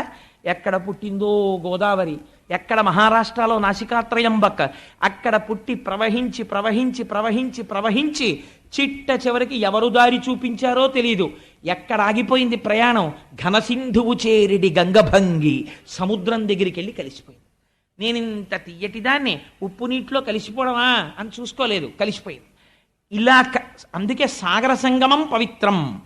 అక్కడ వరకు ఇటు నది కనపడుతుంది, అటు సముద్రం కనపడుతుంది. ఇలా మీరు చూస్తే ఈ నది అటు సముద్రంలో కలిసిపోయింది. కలిసిపోయాక ఇలా తీసి నోట్లో పోసుకోండి నీళ్లు, అంతే. ఇంకా నదికి సముద్రానికి తేడా లేదు, కలిసిపోయింది. అలా ఈ పద్యమే శివానందలహరిలో శంకరాచార్యుల వారి చేతిలో పడి అంకోలం నిజబీజ సంతతి రయస్కాంతోపలం సూచిక సాధ్వీనైజ విభుంలతాక్షితిరుహం సింధు సరిద్వల్లభం ప్రాప్నోతి యథా తథా పశుపతే పాదారవిందద్వయం చేతోవృత్తిరుపేత్య తిష్టతి సదా సభక్తిరుచ్యుత్యతే. సముద్రాన్ని చేరిపోయినటువంటి నదిలా విడదీసి చూపించడానికి వీలు లేని రీతిలో నాలో ఉన్నటువంటి తేజస్సు నీలోకి కలిసిపోయి అవిభాజ్యమై విడదీసి చూపించడానికి వీలు లేని రీతిలో నీలో కలిసిపోవడానికి కావలసినటువంటి భక్తి నాకు కటాక్షించు. ఆ భక్తి ఎలా ఉండాలో తెలుసా కృష్ణ? నీపాద సరోజ చింతనముపై ఇంకా మధ్యలో పూజ చేస్తున్నాడు పాప ఆవిడండి, చక్కగా హాయిగా చక్కగా పూజ చేసుకుంటారు, రామాయణం చదువుకుంటారు, ఓ కొడుకుతో కోడలతో ఎవరితో పేచి ఉండదు ఆవిడికి, ఒక్కళ్ళనొక మాట అనరు, ఎవరన్నా ఏమన్నా నవ్వేస్తారు, ఎంత మంచి ఆవిడో అని ఆ పోర్షన్ వాళ్ళు ఈ పోర్షన్ వాళ్ళు ఆ ఇంటి వాళ్ళు ఈ ఇంటి వాళ్ళు వచ్చి 4 అక్షతలు అట్టుకొచ్చి అమ్మ మీ చేత్తో ఆశీర్వచనం చేయండి అని నమస్కారం చేస్తారు. చూసారా, నేను చూసే పూజకి ఎంత బాగా వాళ్ళందరూ నాకు నమస్కారాలు ఎడుతున్నారో, బాగుండదు వాళ్ళు దండాలు ఎట్టని పూజ చేశారనుకోండి, అయిపోయింది అంతే పూజ. లేకపోతే ఏమిటో ఊరికే 5 గంటలకి లేచిపోయి ఈ పూజ ఈవిడ తినేస్తుంది బాబా, అలారం పెట్టేస్తుంది, లేకపోతే లేచిపోతే తలుపు తీసి టక్కు టిక్కు చప్పుడు అన్నారు ఒకళ్ళు. బాధపడిపోదు. లోకుల్నంగని మెచ్చని అలుగని లోలోన నిందించని చీకాకున్బడని మహాత్ముడనని జేలొగ్గని మూకీ భావమునన్ తిట్టని త్రోయని నీ కారుణ్యము కలిగి ఉండినను అంతే చాలునో శంకర. ఒక నమస్కారం. వాడు తెగిడాడు, 2 నమస్కారాలు. నాకు కావలసింది ఏమిటి? ఘనసింధువు చేరిడి గంగభంగి నీపాద సరోజ చింతనముపై ప్రవహించి వెళ్ళిపోవాలంతే. ఇది ఎలా ఉండాలి ఈ ప్రవహించడం అన్నది? అత్యాదర వృత్తితో. రేపు శనివారం అండి, తెల్లవారకట్లు లేచి 5 గంటలకి సుప్రభాతం చేసుకోవాలి, ఈ శనివారం ఒకటి బాబు అస్తమానం వచ్చేస్తోంది, చచ్చిపోతున్నాను లేవలేక అని విసుక్కుని వచ్చేసింది శనివారం అని 5 గంటలకు అలారం కొట్టేటప్పటికి అనవసరంగా పెట్టుకున్నాను ఈ అలవాటు సుప్రభాతం చేయడం, లేవలేకపోతున్నాను, ఏం చేస్తాను అని మళ్ళీ ఏమన్నా వెంకటేశ్వర స్వామి వారు విని నా సుప్రభాతం నీకంత బరువు అయిపోయిందా అని ఏమన్నా చేస్తాడేమో అని భయం వేసి ఇలా లెంపలేసుకుని ఏమిటో నాయన సంసారంలో ఉన్నాను ఏదో అంటాను పట్టించుకోకు అని మళ్ళీ వెళ్ళి పూజా మందిరంలో కూర్చున్నటువంటి పూజ దేనికోసం? ఎందుకు ఆ పూజ? అందుకోసం కాదు. మన్మూర్ధ్నికాళియపనే వికటాట వీషు శ్రీ వెంకటాద్రిశిఖరే శిరసశ్రుతీనాం చిత్తేప్యనన్య మనసాం సమమాహితౌతే శ్రీ వెంకటేశ చరణౌ శరణం ప్రపద్యే అని నువ్వు శరణాగతి చేస్తుంటే నీ మనస్సు రమించిపోవాలి. ఒక్కొక్క శ్లోకం చదువుకుంటుంటే స్వామి మీద అబ్బా యోషా గణీనవరదగ్ని విమధ్యమాని ఘోషాలయేషు దిమంథన తీవ్ర ఘోషా రోషాత్ కలిం విదధతే కకుభశ్చ కుంభా శ్రీవేంకటాచలపతే తవ సుప్రభాతం అని ఎప్పుడు చదువుతారని మనసు ఉరకలు వెయ్యాలి. వెంకటేశ్వర రా లే అంటే లేవపోతే నీకు గుర్తుందా? పక్క ఇళ్లల్లో గోపికల ఇళ్లల్లోకి వెళ్ళి వెన్న దొంగతనం చేసేవాడివి, వాళ్ళ ఇళ్లల్లో నువ్వు పుట్టిన తర్వాత నువ్వు మాధవుడివి కదా, లక్ష్మీదేవి భర్తవి, నువ్వు పుట్టిన తర్వాత 2 షేర్లు పాలిచ్చే ఆవులు 4 షేర్లు ఇవ్వడం మొదలెట్టాయి. దాంతో ఇంతంత కడవల్లో పెరుగు ఇలా గడ్డ పెరుగుండేది, దానికి ఒక కవ్వం, ఆ కవ్వానికి ఒక తాడు, ఎన్నాళ్ళైందో చూసి మన కాపవరంలో మా సూర్యనారాయణ గారి ఇంట్లో చూసాం. ఆ కవ్వం అది పట్టుకుని చిలకడంలో ఒక అందం, ఆ చిలుకుతుంటే గట్టి పెరుగులోకి తిరగలేక కవ్వం తిరుగుతుంటే ఈ కవ్వం చప్పుడు అప్పుడప్పుడు టక్ అని కుండకి తగులుతుంటుంది, కుండ చప్పుడు కవ్వం చప్పుడు, చెస్ అని కవ్వం, టక్ అని కుండ కొట్టుకుంటుంటే కుండకి కవ్వానికి పెరుగుకి కవ్వానికి యుద్ధం జరుగుతోందా అన్నట్టుగా చప్పుళ్ళు వస్తున్నాయ్యా. గుర్తు రావట్లా కృష్ణావతారం? లేచిరా అని పిలుస్తుంటే మీరు యోషా గణైనవ రదగ్ని విమధ్యమాని ఘోషాలయేషు దిమంథన తీవ్ర ఘోషా. స్వామి వెంకటాచలంలో ఇది చదువుతుంటే వకుళమాత అక్కడేగా ఉంది యశోదా రూపంలో. ఇవన్నీ విని నీ సంగతి ఏమో కానీ ముందు అసలు యశోదాదేవి వకుళమాతగా వచ్చి అవును నిజమే, ఇప్పుడు ఏమిటో అలా పాపం అలా నిలబడి ఎప్పుడు వచ్చిన వాళ్ళని అలా వాళ్ళ పాపాలు తీసేసి వాళ్ళని రక్షించి ఇప్పుడు అంతాను ఈ పెద్ద సీనియర్ ఐఏఎస్ ఆఫీసర్ అయిపోయిన తర్వాత పిల్లాడు ఖాళీ లేక ఎప్పుడో వచ్చి 2 నిమిషాలు అమ్మ దగ్గర కూర్చుని పిల్లాడిని చూసి అమ్మ అంటుంది, ఏమిటారా ఇప్పుడు ఏముందిరా సంతోషం, హాయిగా నువ్వు 5వ క్లాస్ చదువుకునే రోజుల్లో బ్యాగ్ వేసుకుని బూట్లు వేసుకుని పరిగెత్తుకుంటూ వచ్చి అమ్మ నా దగ్గర కూర్చుని అమ్మ ఇదేంటమ్మా అమ్మ నీ నోరు ఎందుకమ్మా అని తెర్రగా ఉందంటే నేను తాంబూలం పిసర్ తీసి నీ నోట్లో పెట్టి నువ్వు నా దగ్గర కూర్చుని నేను పిల్లి మీద కథ కుక్క మీద కథ చెప్తే విన్న రోజుల్లో ఎంత సంతోషంగా ఉండేదోరా. ఏం ఆఫీసరో ఏం ఉద్యోగం, నీ ఖాళీ ఉండదు, నీ పరిస్థితి చూస్తే నాకు బాధేస్తోందిరా అంటుంది అమ్మ. ఎందుకని కుర్రాడు సంతోషపట్టలేరు, సుఖంగా లేడు, ఎప్పుడు వచ్చేవాళ్ళు వెళ్ళేవాళ్ళు, పాపం వాడికి ఖాళీ ఉండదని. అలా నాకనిపిస్తుంది యోషా గణేన వరదగ్ని విమధ్యమానే ఈ శ్లోకం సుప్రభాతంలో చదివితే ఒకళ్ళ మాట ఏమనుకుంటుంది, మీరందరూ ఇలా సుప్రభాతాలు చదువుతారు కానీ పాపం బిడ్డడి అవతారంలో ఏం సుఖపడ్డాడు, అలా నిలబడ్డవాడు నిలబడ్డట్టు 10 నిమిషాలు అవ్వలేదు 2ంటికి తలుపేశారు 3ంటికి సుప్రభాతం పాడేస్తున్నారు, బిడ్డడు పడుకున్నాడో పడుకోలేదో మీకు అక్కర్లేదు, పైగానేమో ఆ రోజుల్లో ఆ కడవలో పెరుగు చప్పుడైంది అని అండం ఒకటి అని అక్కడ ఒకళ్ళు మాత ఇలా ఒకసారి మూతి తిప్పుకుని ఆ రోజుల్లోనే హాయిగా ఉండేది, చక్కగా నందవ్రజంలో ఆడుకుంటూ తిరుగుతూ ఉండేవాడు నా చుట్టూను. ఇప్పుడు ఏముంది పాపం నైవేద్యాలని పేరే కానీ లడ్డూలు యంత్రాలు ప్రసాదాలు వీటికే సరిపోయే అని ఒకళ్ళ మాత మీకు జ్ఞాపకానికి వచ్చి ఆ ఎన్ని మాటలు చదువుతున్నా మీకు ఆ వెంకటాచలానికి మనస్సు వెళ్ళిపోయి ఒకళ్ళ మాత గోడ ఆ కన్నం అందులోంచి వంటశాల అమ్మవారు పిల్లాడికి ఎప్పటికీ వంటలు చేయించి వెంకటేశ్వర నువ్వు తిను పులిహార తిను ఇవాళ బాగుంది రే జీడిపప్పు ఎక్కువ వేయించాను అని చెప్పి అంత స్వతంత్రంగా కూర్చుని పెడుతూ ఉంటే లేత అరిటాకు దగ్గర కూర్చుని అత్తయ్య గారు నేను వడ్డిస్తానులేండి అంటే ఉండమ్మా వాడికి వడ్డించుకోవడంలో నాకు తృప్తి అని ఒకళ్ళ మాత వడ్డిస్తుంటే సరే మీరే వడ్డించండి లక్ష్మీదేవి కాళ్ళ గజ్జలు గల్లుమనేటట్టు మణిమంజీరములు మోగుతుండగా పాయస పాత్ర అక్కడ పెడితే ఒకళ్ళ మాత స్వతంత్రంగా తీసి ఇలా వేస్తే నీ చేతి కంకణములు కణకణలాడుతుండగా నువ్వు పాయసం తీసుకుని తింటున్నప్పుడు ఒకళ్ళ మాత ఎంత పొంగిపోయి ఉంటుందో స్వామి. యోషా గణేన వరదగ్ని విమధ్యమాని అని ఒక శ్లోకానికి పరవశించడానికి మీరు పరిగెత్తారనుకోండి పూజామందిరంలోకి, అప్పుడు మీరు పూజ చేశారు తప్ప చాలు ఆ ఒక్క శ్లోకం అయిపోయింది మీ పూజ, రమించిపోయింది మీ మనస్సు. ఒక ఉదాహరణకి చెప్పానంతే. అలా మీరు రమించగలిగినప్పుడు ఆ ఆనందం కోసం 1కి 10 మాటలు పరిగెడతారు, చూసిన సినిమాయే 1000 మాటలు చూసినట్టు. మళ్ళీ వెళ్ళి తెల్లారిపోతాను వెళ్ళిపోయి ఏమిటి బాగా తెల్లారిపోయింది 8 గంటలకి లోపలికి వెళ్ళి కూర్చుని ఆకాశ సింధుక మల్లాని మనోహరాణి అని కిటికీలోంచి చూసేటప్పటికి ఎండపొడొచ్చి నా మీద పడిపోయి ఏమిటది తెల్లవారుజాము 4 గంటలకి నేను స్నానం చేసి గబగబా బాల్కనీలోంచి పూజామందిరంలోకి వెళ్ళిపోతూ ఆకాశం వంక చూస్తే ఇంకా ఎర్రటి ఆకాశం, చెట్ల మీద చిలకల యొక్క పలుకులు ఆ కూతలు వినపడుతుంటే ఆకాశ సింధుక మల్లాని మనోహరాణి ఆదాయ పాదయుగమర్చ అని ఆ సుప్రభాతంలో శ్లోకాలు చదువుకుంటుంటే నా మనసు రంజిల్లిపోవాలని మీరు చదువుకుని ఏదో ఓ శ్లోకం దగ్గర మీరు ధ్యానంలోకి వెళ్ళిపోయి ఆనందపడిపోతూ అలా యోషా గణేన వరదగ్ని విమధ్యమాని అంటుంటే విని విని విని విని విని విని విని ఆవిడ లేచి ఆఖరికి ఏమిటో యోషా గణేన వరదగ్ని విమధ్యమాని 5 నుంచి చదువుతున్నారు 6 అయింది తర్వాత శ్లోకం చెప్పండి అంటే అప్పుడు గుర్తొచ్చి ఓహో ఇందాక నుంచి యోషా గణేన వరదగ్ని విమధ్యమానయే అని పొంగిపోయి పాడి చేసేసావే ఎంత ఆనందం అనుభవించానో ఆ శ్లోకంలో అని మళ్ళీ మీరు చదువుకుంటే అప్పుడు మీరు పూజ చేశారు. ఉత్తప్పుడు చదివారు శ్లోకాలంతే కదా, నేను చెప్పింది తప్పండి. అందుకని ఇది అడుగుతోంది కుంతీదేవి, నేను అలా పూజ చేయాలి స్వామి, నీ యందు నా మనస్సు అలా రమించిపోవాలి. పూజామందిరంలో కాదు, నేను ఏ పని చేస్తున్నా నువ్వు నాకు జ్ఞాపకానికి వస్తుండాలి. నా స్వామిని నేను మురిసిపోతుండాలి. ఎక్కడైనా నది ఆగిందావో రాత్రి ఆగలేదే, నా మనస్సు ఎందుకు ఆగాలి నీ పాద స్మరణము నుంచి? ఘనసింధువు చేరిడి గంగభంగి నీ పాద సరోజ చింతనముపై అనిశము మదీయ బుద్ధి చదర వృత్తితో గదియగనట్లు చేయగదయ్య ఈశ్వర. ఈశ్వర అంటే సర్వజగన్యామకుడవు, నువ్వు తలుచుకుంటే ఏమి ఇవ్వలేవు. అందుకని కృష్ణ నాకు అటువంటి భాగ్యాన్ని కటాక్షించవా, నాకు ఈ మోహాన్ని తెంపు అవతల పారేవా. అవలతల్నిచ్చాను కంపానిధి, సంసారం అనేటటువంటి లతలు నన్ను చుట్టేస్తున్నాయి, వీటిని తెంపు అవతల పారేవా గండ్రగొడ్డలతో అని అడిగింది అమ్మ. అడిగితే ఆ కుంతీదేవి స్తోత్రం చూసి మురిసిపోయేటంత కృష్ణ పరమాత్మ కూడా పొంగిపోయి ఆయనకున్న గొప్పతనం ఏమిటో తెలుసా అండి, అప్పుడు ఎలా కుదురుతుందిలే, ఇంకా మనవడు పుట్టాలి పరీక్షణ్ మహారాజు, నువ్వు సంతోషించాలి అని హేళగా ఇలా చూసి ముగ్ధ మనోహరంగా ఒక్క చిరునవ్వు నవ్వేట, అంతే మాయ ఆవరించేసింది.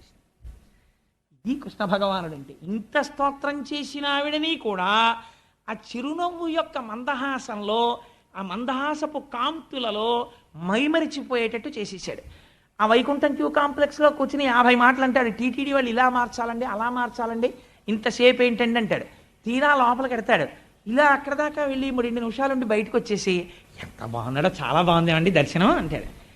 ఏమిటి 2 నిమిషాల్లో నువ్వు ఆనందించింది అంటే అదొక అలౌకికమైన ఆనందం ఆ స్వామి దర్శనం చేసినప్పుడు. అందుచేత ఆ దర్శనానికి ఉండేటటువంటి శక్తి అటువంటిది. అందుచేత స్వామి నిరంతరము నాకు అలా నీ గురించి భావన చేసేటటువంటి అదృష్టాన్ని కటాక్షించవా, ఘనసింధువు చేరిడి గంగభంగి అని కుంతీదేవి అడిగితే స్వామి చిరునవ్వు చిందించి బయలుదేరి ద్వారకా నగరానికి వెళ్ళిపోయారు. వెళ్ళిపోయిన తర్వాత 10 నెలలు పూర్తయిన తర్వాత ఉత్తరాగర్భము నుండి పరీక్షిన్ మహారాజు ఉదయించాడు. పోతన గారు అంటారు, ఒక అద్భుతమైనటువంటి మాట అంటారు. ప్రకటితమైన దైవయోగమున పాండవ సంతతి అంతరించగా వికలతనొంతనీక ప్రభవిష్ణుడు కృష్ణుడు అనుగ్రహించి నృపాలకబాలు బ్రతికించే కావున శాబకుడింకా శత్రు సంహారకుడైన విష్ణురాతుడను పేర ధరిత్రిని ప్రసిద్ధికి నెక్కే పూజ్యుడై అన్నారు. ప్రకటితమైన దైవయోగమున పాండవ సంతతి అంతరింపగా, అసలు యథార్థమునకు ఈశ్వరుని యొక్క అస్త్రము, ఆ బ్రహ్మాస్త్రమును ప్రయోగించినప్పుడే పాండవ సంతతి అంతరించిపోయింది. ఆ వంశం అక్కడితో అయిపోయింది. అసలు కాజ్ అండ్ ఎఫెక్ట్ థీరీ తీస్తే బ్రహ్మాస్త్రాన్ని ప్రయోగించగానే పోయిందంతే. ఎందుకంటే బ్రహ్మాస్త్రమునకు ఉండే గౌరవం అటువంటిది.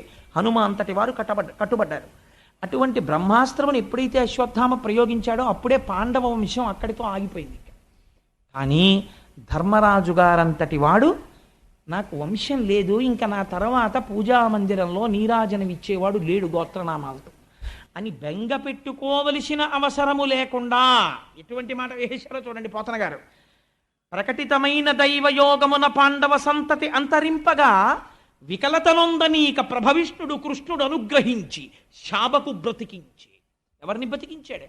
తనని తాను రక్షించుకోవడం చేతకాని వాణ్ణి తాను రక్షించాడు, గర్భస్థమైన పిండాన్ని. శాబకు బ్రతికించే కావున నృపాలక బాలుడింకా శాత్రవాంతకుడైన విష్ణురాతుడను పేర ప్రసిద్ధికి నెక్కె ధరిత్రిని పూజ్యుడై.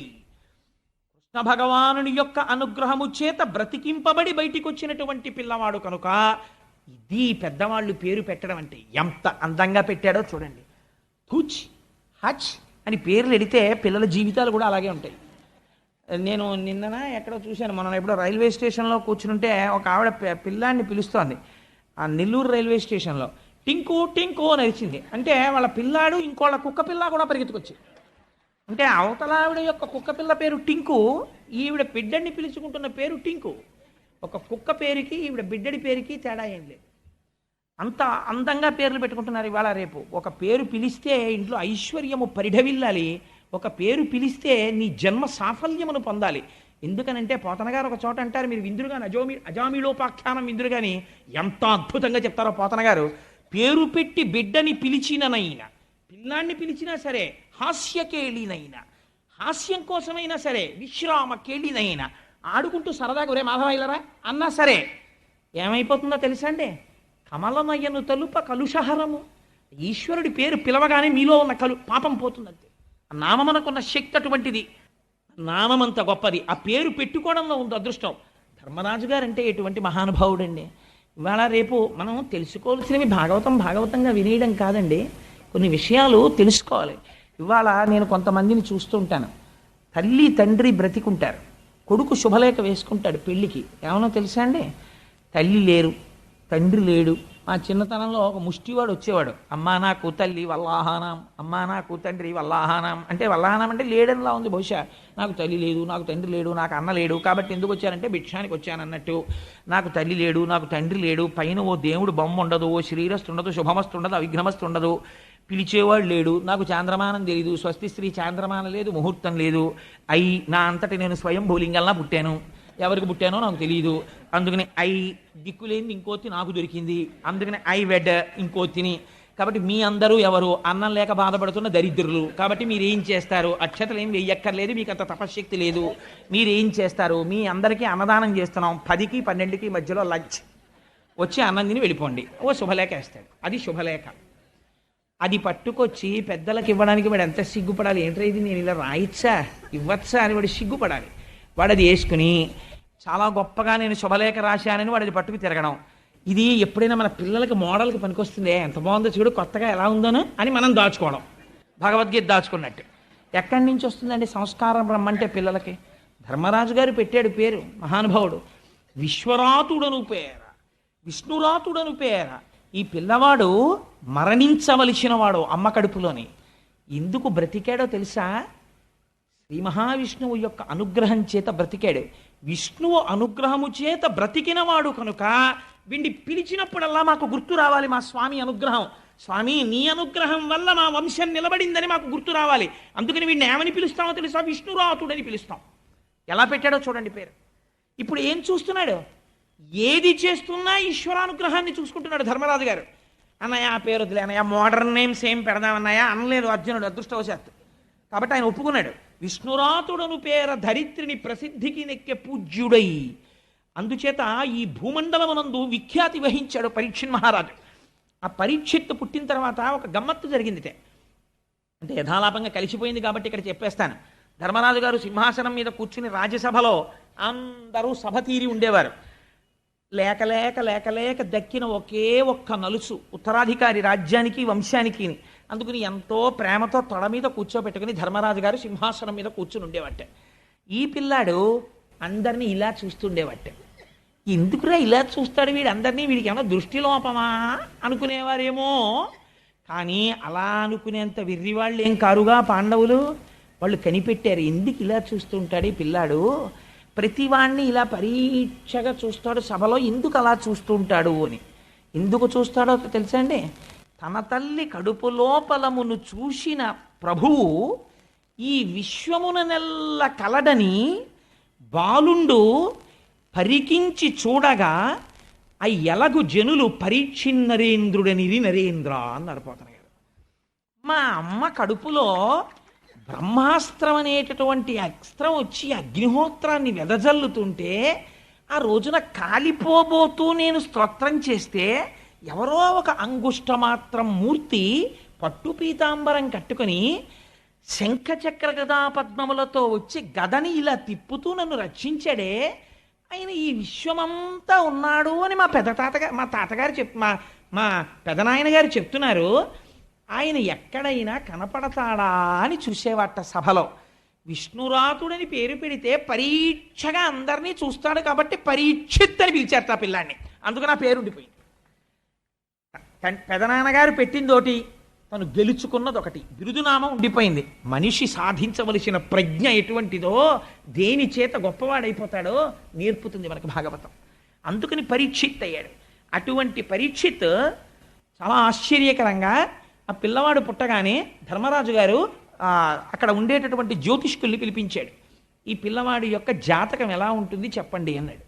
వాళ్ళు ఆ పిల్లవాడి జాతకం చూసి చెప్పారు, రామచంద్రమూర్తి వంశానికి మొట్టమొదటి వాడైన ఇక్ష్వాకు ఎలా పరిపాలించాడో అలా పరిపాలిస్తాడు. శిబి చక్రవర్తి ఎటువంటి దానాలు చేశాడో అటువంటి దానాలు చేస్తాడు. రామచంద్రమూర్తి గురువుల్ని ఎలా సేవించాడో, బ్రాహ్మణుల్ని ఎలా గౌరవించాడో అలా గౌరవించి సేవిస్తాడు. అర్జునుడు ఈ పిల్లవాడి తండ్రి ఎలా బాణములు విడిచిపెడతాడో అలా బాణములు విడిచిపెడతాడు. కార్తవీర్యార్జునుడు 1000 చేతులతో ధనస్సులు పట్టుకుని బాణాలు వదిలితే ఎలా ఉంటుందో అటువంటి యుద్ధ నైపుణ్యంతో ఉంటాడు. సముద్రము ఎంత లోతుగా ఉంటుందో అంత గంభీరమైన హృదయము కలిగిన వాడై ఉంటాడు. సింహము ఎటువంటి పరాక్రమముతో ఉంటుందో అటువంటి పరాక్రమముతో ఉంటాడు. సూర్యుడు ఎలా చూడడానికి వీలు లేని వాడై ఉంటాడో అలా దుర్నిరీక్షుడై ఉంటాడు. అటువంటి తేజోవంతుడైనటువంటి ఈ బాలుడు సామాన్యుడు కదయా. ఇన్ని గొప్ప లక్షణములు ఉండి పరమశివుడు ఎంతటి దయామూర్తో, ఎంత జ్ఞానో అంతటి జ్ఞాని దయామూర్తి అవుతాడు. శ్రీనివాసుడు పురుషార్థములను ఎలా కటాక్షిస్తాడో ఆశ్రితులై ఆయన దగ్గరికి వచ్చిన వాళ్ళకి అలా దాన ధర్మాలు చేసి అర్ధి అన్నవాడిని అలా ఆదుకుంటాడు. ఈ పిల్లవాడు చిట్ట చివర శరీరం విడిచిపెట్టవలసినటువంటి సమయం ఆసన్నమైన నాడు ఆవు పాలు పితికినంతసేపు తప్ప ఎక్కడా నిలబడనటువంటి ఒక బ్రహ్మజ్ఞాని ఈ పిల్లవాడి ఆర్తి చూసి 7 రాత్రులు 7 పగళ్ళు కూర్చుని భాగవతాన్ని చెప్తే విని శరీరమునందు మోహమును విడిచిపెట్టి కృష్ణ భగవానుడి పాదముల యందు బుద్ధి రమిస్తుండగా శరీరమును విడిచిపెట్టి మోక్షాన్ని పొందుతాడు. అటువంటి మహోత్కృష్టమైన వ్యక్తి మీ వంశంలో పుట్టాడని చెప్పారు. పొంగిపోయాడు ధర్మరాజు గారు. చాలు, ఇటువంటి పిల్లవాడు పుట్టాడని పొంగిపోయాడు. అప్పుడు అనుకున్నాడు, నేను కురుక్షేత్ర యుద్ధం చేశాను, కొన్ని కోట్ల మందిని తెగటార్చాను, ఎందరో మరణించారు. ఈ పాపము నన్ను కాల్చకూడదు, ఈ పాపము పోగొట్టుకోవడం కోసమని అశ్వమేధయాగం చెయ్యాలి. అశ్వమేధయాగానికి కావలసినంత సంభారములు, ఆ బంగారము ఎక్కడి నుంచి వస్తాయని భీమార్జునుల్ని పిలిచి అడిగాడు. అడిగితే అప్పుడు భీమార్జునులు ఒక మాట చెప్పారు, అన్నయ్య దాని గురించి నువ్వేం బెంగ పెట్టుకోకు. ఎందుచేత అంటే ఇత పూర్వం ఉత్తర భారతదేశంలో ఒక మహానుభావుడు మరుత్తనబడేటటువంటి రాజు అశ్వమేధయాగం చేసి తత్సంబంధమైనటువంటి కాంచన పాత్రలు మొదలైనటువంటి వాటిని విడిచిపెట్టాడు. ఆ కాంచన పాత్రలు మొదలైనవి తెచ్చుకోవడానికి రాజుకి పరిపాలనాధికారము ఉంది కనుక అది మన పాలిత ప్రాంతములోకి వస్తుంది కనుక ఆ సంభారములను తీసుకొస్తాను, అశ్వమేధం చేయమన్నారు. 3 అశ్వమేధ యాగాలు చేశాడు ధర్మరాజు గారు. 3 అశ్వమేధ యాగములు చేసిన తరువాత అశ్వమేధ యాగాలకి కృష్ణ పరమాత్మని ఆహ్వానించారు, సమున్నతంగా సత్కరించారు. కృష్ణుడు కూడా ఎంతో సంతోషించాడు. బయలుదేరి కృష్ణ పరమాత్మ ద్వారకా నగరానికి వెళ్ళిపోయారు. ఆయన వెళ్ళిపోతుంటే ఈ హస్తినాపురంలో ఉన్న వాళ్ళందరూ ఆయన్ని ఎంతో స్తోత్రం చేశారు. ద్వారకా నగరంలో స్తోత్రం చేశారు. మహానుభావుడు ద్వారక చేరుకున్నాడు. చేరుకున్న తరువాత ఒకరోజు అందరూ సంతోషంగా కాలం గడిపేస్తున్నారు హస్తినాపురంలో. విదురుడు వచ్చాడు. భాగవతం మన జీవితాన్నే బయట పెడుతుందండి. మీరు అంతర్లీనంగా గమనించండి. అస్తమానం నేను అలా అంటే మీరు కొంచెం బాధపడచ్చు, కానీ మీ అంతటా మీరు గమనించే ప్రయత్నం చెయ్యండి. మనవడు పుట్టేశాడు పరీక్షిత్. చాలా సంతోషంగా ఉంది కుంతి. ఎవరు అంత స్తోత్రం చేసిందో ఆ కుంతి ఈశ్వరుడి గురించి మరిచిపోయిందంటే నా ఉద్దేశంలో పూర్తిగా విస్మరించిందని కాదు. ధృతరాష్ట్రుడు హస్తినాపురంలో ధర్మరాజు గారితో సంతోషంగా పెట్టింది తిని బతికేస్తున్నాడు. గాంధారి ధృతరాష్ట్రుడు పక్కన కూర్చుని ఏదో పెట్టింది తినేసి ఆవిడ సంతోషంగా కాలం గడిపేస్తోంది. పాండవులు రాజ్యం వచ్చేసింది, వాళ్ళు సంతోషంగా కాలం గడిపేస్తున్నారు. పరీక్షిత్ మహారాజు పెద్దవాడు అయిపోతున్నాడు. ఉన్న ఒక్కగానొక్క నలుసు పెద్దవాడవుతున్నాడు, మంచి కీర్తివంతుడు, ఎటువంటి అవగుణాలు లేవు, పొంగిపోతున్నారు. విదురుడు వచ్చాడు. ఎప్పుడు రావాలో అప్పుడు వస్తాడు విదురుడు. విదురుడు రావడంలో భారతంలో ఒక గమ్మత్తు ఉంటుంది. ఎందుకంటే విదురుడు వస్తే మీరు గుర్తుపెట్టుకోండి, మృత్యువు గురించి మాట్లాడుతుంటాడు. ఎందుకు మాట్లాడతాడంటే విదురుడు యమధర్మరాజు యొక్క అంశం. ఎప్పుడు ఈ శరీరం పడిపోతే ఏం జరుగుతుందో, ఎంత జాగ్రత్తగా ఉండాలో చెప్తుంటాడు. మాండవ్య మహర్షి యొక్క శాపం చేత 100 సంవత్సరముల శూద్రభావనని తీసుకుని విదురుడిగా వచ్చాడు మహానుభావుడు. అపారమైన ధర్మవేత్త. ఆయన తీర్థయాత్రలకు వెళ్ళిపోయాడు కురుక్షేత్ర సమయంలో. మైత్రేయుడు కనపడి ఆయనకి ధర్మాన్ని, ఈశ్వరానుష్ఠానానికి సంబంధించినటువంటి రహస్యాల్ని తెలియచేశాడు. అవి విన్న తరువాత భగవంతుణ్ణి ధ్యానం చేసుకోవాలని తిరిగి వచ్చాడు. హస్తినాపురం వచ్చిన తర్వాత ధర్మరాజు గారు ఎదురెళ్ళి తీసుకొని వచ్చాడు. యా మహానుభావ, ఒక పక్షి అంటే పెద్దలు కనపడినప్పుడు ఎలా మాట్లాడాలో ధర్మరాజు మాట్లాడితే చూడాలండి. భారతంలో కానీ భాగవతంలో కానీ ధర్మరాజు మాట్లాడితే చాలా గంభీరంగా ఉంది. ధర్మరాజు ఏమంత వెర్రివాళ్ళ తెలివి తక్కువ వాళ్ళ మాట్లాడు, చాలా గంభీరంగా మాట్లాడతాడు ధర్మరాజు. ధర్మరాజుకి అలా మాట్లాడడం రాకపోతే భీముడిని ఎవరండి అదుపు చేయగలరు? భీమసేనుడిని అదుపు చేయాలంటే ధర్మరాజు గారి మాటకే సాధ్యం. అంతటి మహానుభావుడు. అందులో విరాట పర్వంలో చూడండి, ఆ చెట్టు పీకేస్తుంటాడు. అప్పుడు ఒక్క మాట అంటాడు, అంతే ఆఫ్ చేస్తాడు. అన్నగారంటే అది అలా ఉండాలి. అన్నగారంటే ఈ కింద ఉన్నటువంటి నలుగురు ఒక్కొక్కడు ఒక్కొక్క రకం వాడు అయినా సరే పెద్ద ఆయన మాట కట్టుబడిపోతాడు. ఈ గౌరవం వాళ్ళకుంది, అలా ఉంచగలగడం ఆయనకి తెలుసు. అది అన్నదమ్ములంటే అలా ఉండాలి భారతంలో. చూడండి, ధర్మరాజు విదురుడికి ఎదురెళ్ళి స్వాగతం చెప్పి అర్ఘ్యపాద్యాదులు ఇచ్చి స్నానం చేశాక చక్కటి భోజనం చేసి విశ్రమించిన తర్వాత పాద సంవాహనం చేస్తూ కాళ్ళ దగ్గర కూర్చుని అంటాడు, మహానుభావ, మీరు చాలా కాలానికి తిరిగి వచ్చారు, మా అదృష్టం. మేము చిన్న పిల్లలుగా ఉండగా మా తండ్రి గారు మరణిస్తే ఒక పక్షి తన పిల్లల్ని ఎంత జాగ్రత్తగా రెక్కల కింద పెట్టుకుని కాపాడి తాను తీసుకొచ్చిన ఆహారాన్ని నోట్లో పెడుతుందో అలా మమ్మల్ని కాపాడారు. లక్క ఇంట్లో పెట్టి మమ్మల్ని కాల్చేద్దాం అనుకున్నప్పుడు, అనేకమైన ప్రయోగాలు చేసి మమ్మల్ని సంహరించాలనుకున్నప్పుడు మీరు ధర్మాన్ని వివరణ చేశారు. సర్వకాలములయందు మా రక్షణ కోరుకున్నారు, మా వృద్ధి కోరుకున్నారు. అటువంటి మీరు ఎన్నో క్షేత్రములను పర్యటించారు. తీర్థయాత్ర చేసి వచ్చిన వాడి విషయంలో ఎలా ఉండాలో భాగవతం చెప్తుంది. తీర్థయాత్ర చేసి వచ్చినటువంటి వాడి పాదములకు నమస్కరిస్తే, ఏ పాదములకు వీడు నమస్కరించాడో యువతలవాడు తీర్థయాత్ర చేయకపోయినా తీర్థయాత్ర చేసి వచ్చిన వాడి పాదములకు నమస్కరించడం చేత ఆయా క్షేత్రములలోని దేవతల యొక్క అనుగ్రహం కలుగుతుంది. మీరు ఏ ఏ తీర్థములు తిరిగారు, ఏ ఏ తీర్థములను వసించి తిరిమి రే ఏ గిరుల్ కృమ్మినారని ఆ మనుచరిత్రలో ప్రవరాక్షుడు అడుగుతాడు. అలా మీరు ఎక్కడెక్కడికి వెళ్ళారు, ఏమేం చూశారు, మాకు చెప్పవలసింది అని అడుగుతాడు.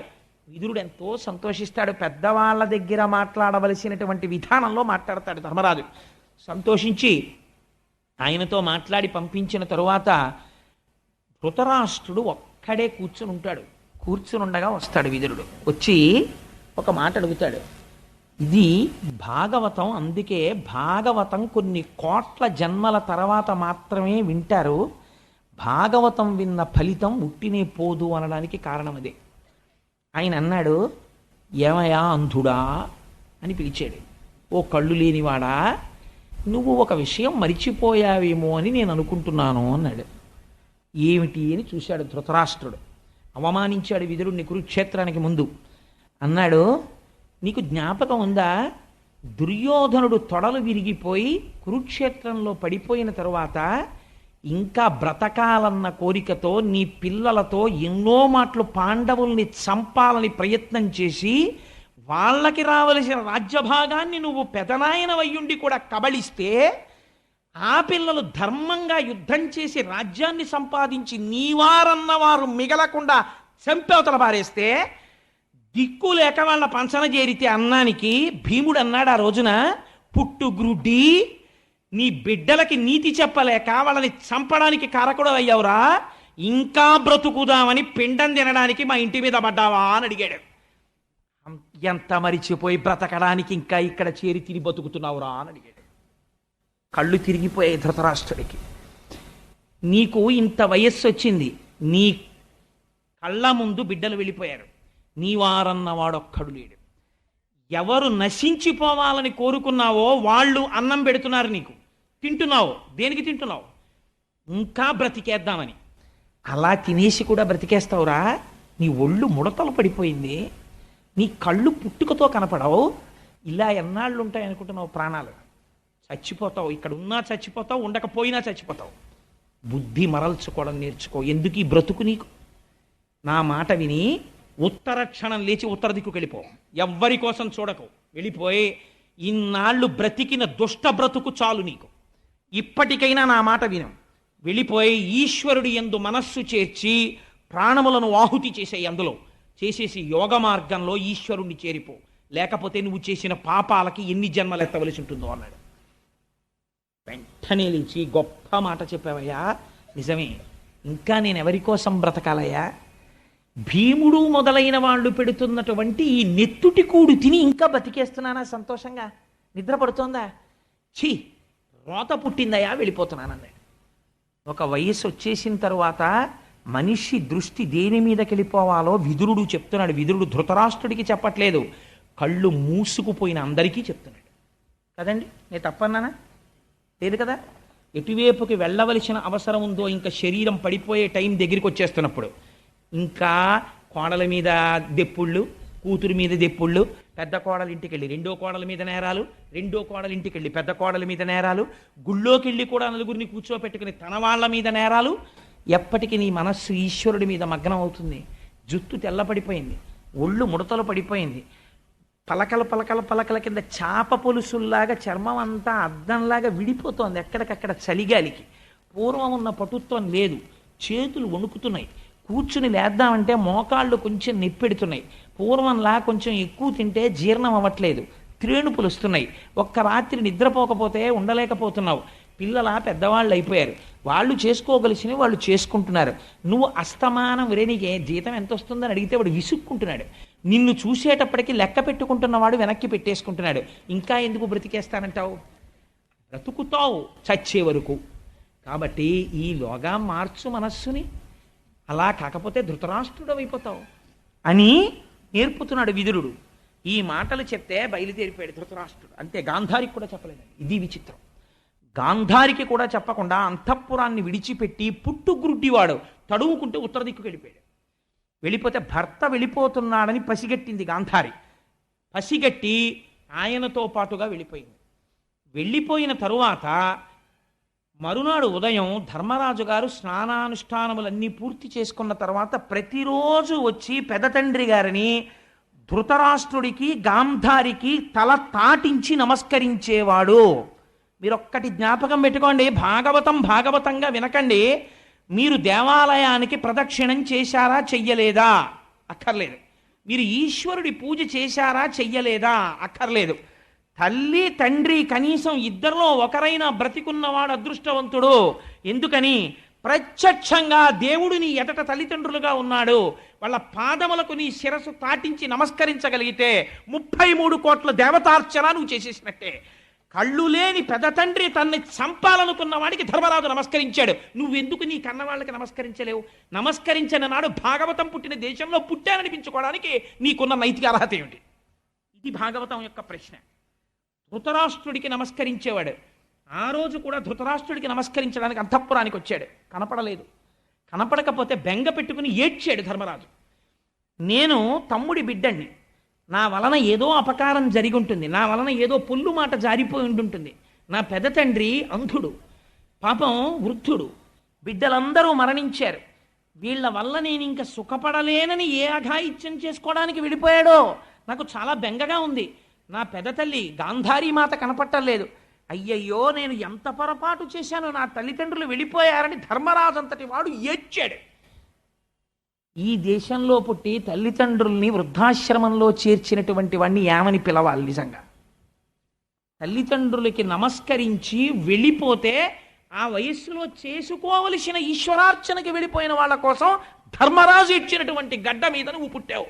ఈ గడ్డ మీద వృద్ధాశ్రమాలు వచ్చి వృద్ధాశ్రమాల్లో నిర్హేతుకంగా అక్రౌర్యంతో తల్లిదండ్రుల్ని తీసుకెళ్లి దింపేసే బిడ్డలు పుడుతున్నారంటే కలి ప్రవేశం విపరీతంగా ఉందనడానికి ఇంతకన్నా నిదర్శనం ఏం కావాలి? ఈ జాతిని భాగవతం ఉద్ధరించాలా? ఏది ఉద్ధరించాలి చెప్పండి నాకు? భాగవతమే ఉద్ధరించాలి. అందుకని ఏడిస్తే విదురుడు వచ్చాడు. విదురుణ్ణి అడిగాడు, నీకేమైనా తెలుసా ఎక్కడికి వెళ్ళాడో ధృతరాష్ట్రుడని. చాలా గమ్మత్తుగా ఉంటుందండి విదురుడికి ధృతరాష్ట్రుడికి ఉన్న సంబంధం.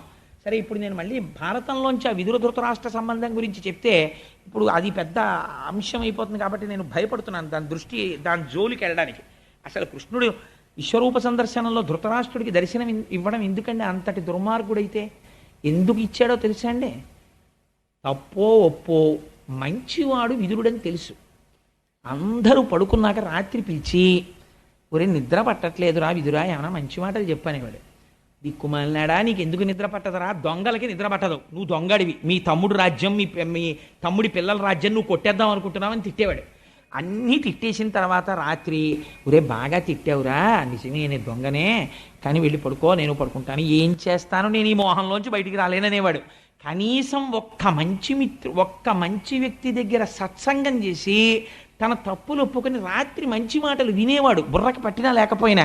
ఈ పుణ్యానికి దివ్య విశ్వరూప సందర్శనంలో ధృతరాష్ట్రుడికి కళ్ళిచ్చి దర్శనమిచ్చాడు కృష్ణుడు. ఒక సత్పురుషుడితో సహవాసం ఎంత గొప్పదో జీవితంలో చూడండి. సత్సంగత్వే నిస్సంగత్వం, నిస్సంగత్వే నిర్మోహత్వం, నిర్మోహత్వే నిశ్చలతత్వం, నిశ్చలతత్వే జీవన్ముక్తి అంటారు శంకర భగవత్పాదులు. అందుకే అటువంటి ధృతరాష్ట్రుడు ఉత్తర దిక్కుకి వెళ్ళిపోతే, గాంధారి వెళ్ళిపోతే విదురుడు అన్నాడు, నాకు కూడా తెలియదు మరి ఎటు వెళ్ళిపోయాడో, కానీ నాకు కొంచెం బాధగానే ఉంది. పాపం పెద్దవాడు, కళ్ళు లేనివాడు, ఎంతైనా అన్నదమ్ములు కదండి. నిన్న రాత్రి మరి ఆయనేగా చెప్పాడు, ఎంత వెళ్ళిపోయినా అయ్యో పాపం ఎక్కడికి వెళ్ళిపోయాడో, ఏం తడుముకుంటున్నాడో అని నాకు బాధగానే ఉందని కన్నుల నీరు పెట్టుకున్నాడు. అప్పుడు నారదుడు వచ్చాడు.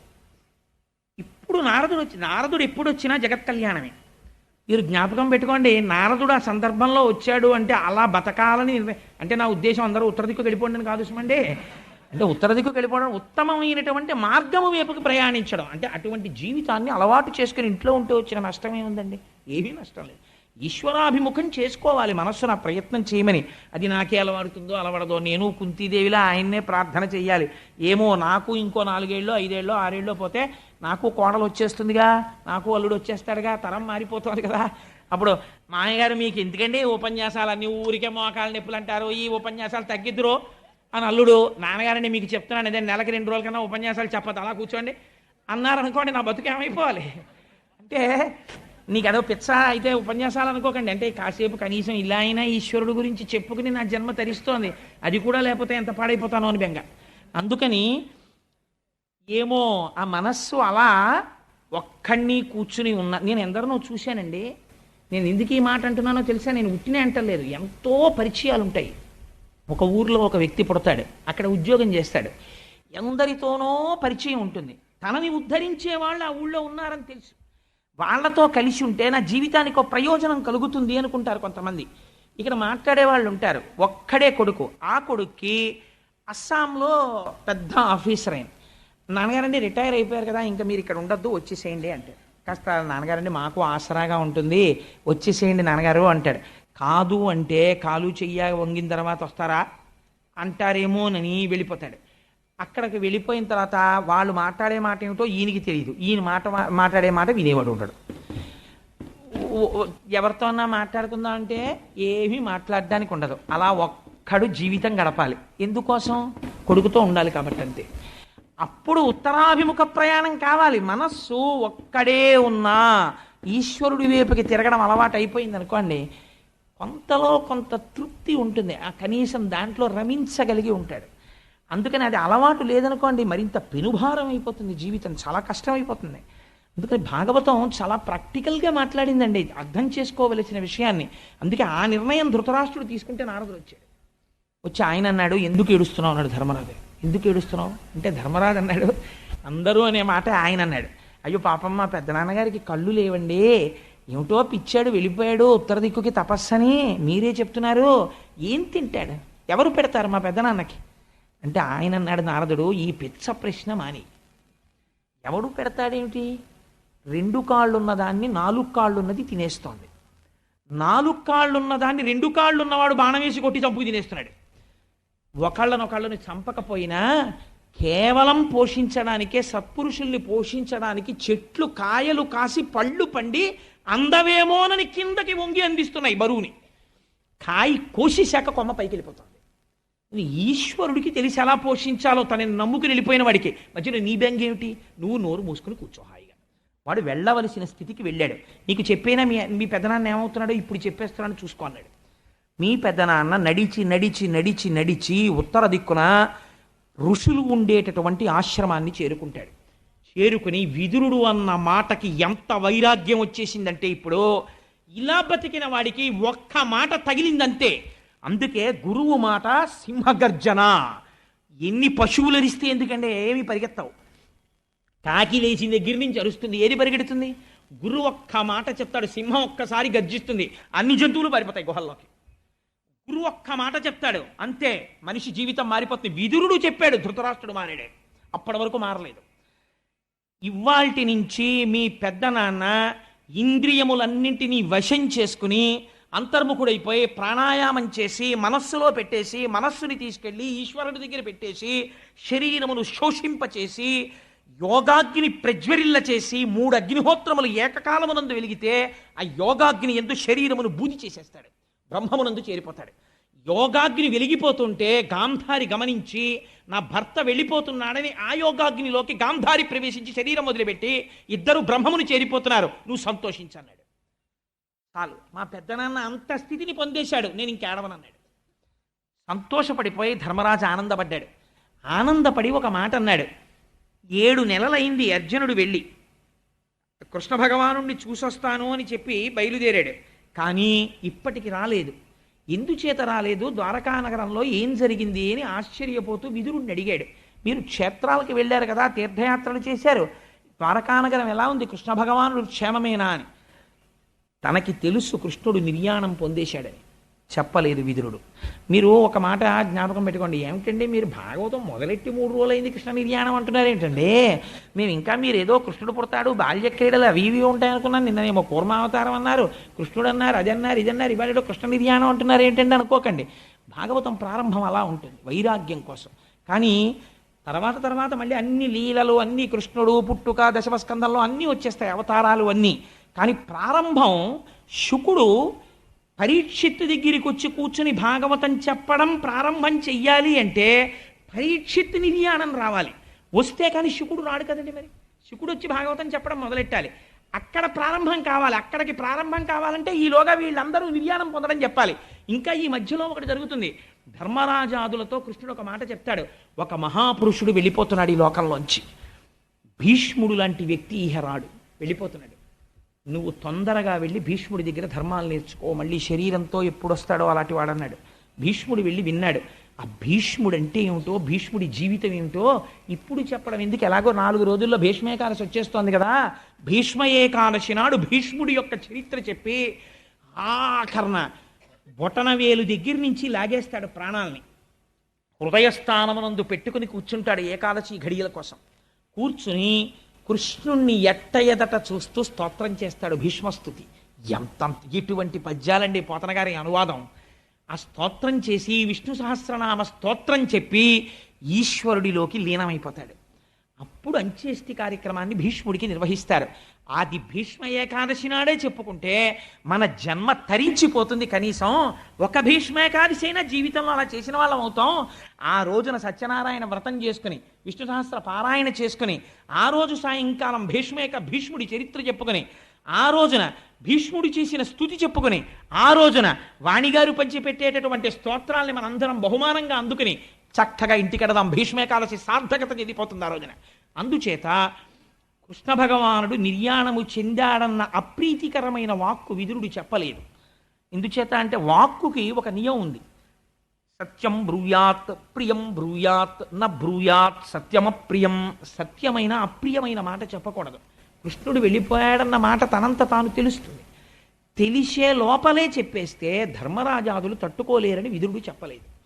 కానీ ధర్మరాజు అన్నాడు, 7 నెలలైంది అర్జునుడు వెళ్ళి తిరిగి రాలేదు, నాకు కొంచెం మనస్సు ఆందోళనగా ఉంది, నాకు కొన్ని దుర్నిమిత్తములు కనపడుతున్నాయి, రాత్రుళ్ళు పీడకలలు వస్తున్నాయి, నా శరీరంలో అదరకూడనటువంటి అవయవములు అదురుతున్నాయి, నేను ఇంతటి సార్వభౌముడను, నేను దిగిన రథం దగ్గరికి ఎడుతున్నప్పుడు ఒక వీధి కుక్క అరుస్తూ నా మీదకొచ్చి వెనక్కి తిరిగి వెడుతోంది, నేను రథం ఎక్కబోతున్నప్పుడు నా గుర్రములు నా వంక చూసి కన్నుల నీరు కారుస్తున్నాయి, ఆవులు నాకు ఎడమ పక్క నుంచి వెడుతున్నాయి, గాడిదలు మొదలైన జంతువులు కుడిపక్క నుంచి వెడుతున్నాయి, సూర్యోదయం జరుగుతున్నప్పుడు ఆడనక్కలు సూర్యుడి వంక చూస్తూ పెద్దగా ఏడుస్తూ అరుస్తున్నాయి, భూమి నిష్కారణంగా కంపిస్తోంది, మేఘములు లేని పిడుగులు పడుతున్నాయి, అప్పుడప్పుడు రాజ్యంలో నెత్తురు వర్షం పడుతోంది, దేవాలయాలలో ఉండేటటువంటి ప్రతిమలు కదులుతున్నాయి, దేవాలయాలలో ఉండేటటువంటి ప్రతిమల యొక్క చెమరుస్తోంది, చెమట పడుతోంది, అగ్నిహోత్రములో నెయ్యి పోసినా సరే పైకి లేవట్లేదు, రాత్రుళ్ళు గుడ్లగూబలు ఒకదాంతో ఒకటి పోటీపడి అరుస్తున్నాయా అన్నట్టు ఏడుచుకుని మాట్లాడుకుంటున్నాయి. ఈ దుర్నిమిత్తములన్నీ చూస్తే అవతార పురుషుడై ధర్మమును 4 పాదముల నడిపించి ఈ లోకమునంతటినీ తన భుజాల మీద పెట్టుకుని రాక్షస సంహారం చేయించిన మహానుభావుడైన కృష్ణుడు శరీరమును విడిచిపెట్టి అవతారములు చాలించాడని నాకు అనిపిస్తోంది. అదే జరిగితే మేము కూడా వెళ్ళిపోయే రోజు దగ్గరికి వచ్చేసినట్టే, నాకు అనుమానంగా ఉంది అని బాధపడ్డాడు. ఇంతలో అర్జునుడు వచ్చాడు. తల దించుకుని ధనస్సు పట్టుకుని వస్తున్నాడు. వస్తుంటే ఆ ముఖం చూసి, అంటే నేను అన్ని శ్లోకాలు ఇప్పటికే శ్లోకాలు పద్యాలు తగ్గిస్తున్నాను, కొన్ని కథ నడవదని అంతా చెప్పడం కుదరదు కదండి. ప్రధానమైన విషయాలు కొన్ని ప్రస్తావన చేస్తాను. ధర్మరాజు అడిగిన ప్రశ్న ఏమిటో తెలుసా అండి? కుశలం అడిగాడు ముందు. ఏమయ్యా, ద్వారకలో అందరూ కుశలమా? వసుదేవుడు కుశలమా? ఆయన భార్యలు కుశలమా? ఉగ్రసేనుడు కుశలమా? అన్నీ అడిగిన తర్వాత అన్నాడు, నీ ముఖం ఎందుకు అలా వాడిపోయింది? ఒకవేళ ఎవరైనా రోగులు కానీ, స్త్రీలు కానీ, వృద్ధులు కానీ, దీనులు కానీ నీకు శరణాగతి చేస్తే వాళ్ళని రక్షించలేకపోయావా? వృద్ధులైన వారు, పసిపిల్లలు తినకుండా నువ్వు ఎక్కడైనా ముందు భోజనం చేసి వచ్చావా అని అడిగాడు. ఎంత గొప్ప మాట చూడండి. మనం సాధారణంగా ఏం చేస్తామంటే, పెద్దవాళ్ళు ఉండగానే మాకు ఆఫీస్ టైం అయిపోతుందనో ఇంకోటనో ముందు బాగుండదండి పెద్దవాళ్ళు వాళ్ళకి పెట్టేయండి అని వాళ్ళకి భోజనం పెడతాం, వాళ్ళు కూడా అలాగే తినేసి వెళ్ళిపోతారు. పెద్దవాళ్ళు పాపం ఎక్కడో కూర్చుని గడగడ వణికిపోతూ అలా కూర్చుని ఉంటారు. నోరు విప్పి అడగలేక, అవరే ఉండలేకపోతున్నాను రా, దడదళ్ళ అడిపోతోంది, లేచి పంక్తి దగ్గరికి వచ్చేటప్పటికే కుర్చీలు ఆక్రమించేస్తున్నారు, నాకు ఎక్కడో అక్కడ కూర్చోపెట్టి ఇంత అన్నం పెట్టేద్దు అంటాడు. తినేసిన వాడికి ఎంత పాపం సంక్రమిస్తోందో చూడండి. అన్నానికి పిలిచిన వాడు, ఆతిథ్యం ఇచ్చేవాడు జాగ్రత్త పడాలి. ఈ మాట అడిగాడు ధర్మరాజు. ఏరా, ఎక్కడైనా వృద్ధులు కానీ పసిపిల్లలు కానీ తిననికుండానే నువ్వు ముందు భోజనం చేసి వచ్చావా, ఎందుకు అలా ఉన్నావు అని అడిగాడు. అడిగితే అర్జునుడు అన్నాడు, అన్నయ్య, మన నెచ్చెలి, మన చెలికాడు, మన దైవము, మన బంధువు, మన సమస్తమైనటువంటి కృష్ణుడు శరీరాన్ని విడిచిపెట్టేశాడు. ఎంత ఆశ్చర్యమో తెలుసా అన్నయ్య, ముళ్ళు కాలులో గుచ్చుకుంటే అడవిలో వెడుతున్నవాడు ముళ్ళు తీయడానికి వేరొక ముళ్ళు చేత్తో పట్టుకుని ఈ ముళ్ళు తీసే వరకు చర్మాన్ని ఉత్తరించి శరీరములో ఉన్న ముళ్ళు తీసేసిన తర్వాత శరీరములో గుచ్చుకున్న ముళ్ళు, చేతిలో ఉన్న ముళ్ళు, 2 ముళ్ళని విసిరేసినట్టు శరీరముతో ఈ లోకములోకి వచ్చి దేన్ని పొందాలో దాన్ని పొందకుండా వ్యర్థముగా రాత్రి నిద్రయందు పగటిపూట అనవసరమైన ప్రసంగములయందు జీవితాన్ని పాడు చేసుకుంటున్న వ్యక్తుల్ని ఉద్ధరించడానికి తాను శరీరముతో వచ్చి ముళ్ళును ముళ్ళుతో తీసినట్టు తాను శరీరధారి అయి వచ్చి లోకమునకు గీత చెప్పి నడువడి నేర్పి మనను ఉద్ధరించి కాపాడి రెండు ముళ్ళు పారేసినట్టు లోకోత్తరణమైపోయిందని శరీరాన్ని కృష్ణుడు వదిలేశాడన్నయ్య అన్నాడు. వదిలేస్తే ఆశ్చర్యం ఏమిటో తెలుసా అన్నయ్య, గోపాల బాలురు కృష్ణుడు శరీరం విడిచిపెట్టగానే కృష్ణ నిర్యాణం కాగానే ఒకరినొకరు కొట్టుకుని అందరూ మరణించారు. కృష్ణుడి భార్యల్ని రక్షిద్దామని నేను గోపాలులతో యుద్ధం చేయవలసి వచ్చింది. గోపాల బాలురంటే వారికి పశువుల్ని తోలడం తప్ప యుద్ధం తెలియదు. అటువంటి వారు కేవలం కడవలో నీళ్లు పట్టుకెళ్ళేటటువంటి ఒక అబలని ఓడించినంత తేలిగా గాంధీవం ఉన్న నన్ను ఓడించేశారన్నయ్య. ఓడించి కృష్ణ పత్నుల్ని నా దగ్గర నుంచి అపహరించి పట్టుకుపోయారు. అన్నయ్య నాకు ఒకటి అర్థం కాలేదు, ఈ గాంధీవమే కదా నేను అప్పుడు పట్టుకున్నది, ఈ రథమే కదా నేను ఎక్కింది, ఈ చేతులే కదా బాణాలు వేసింది.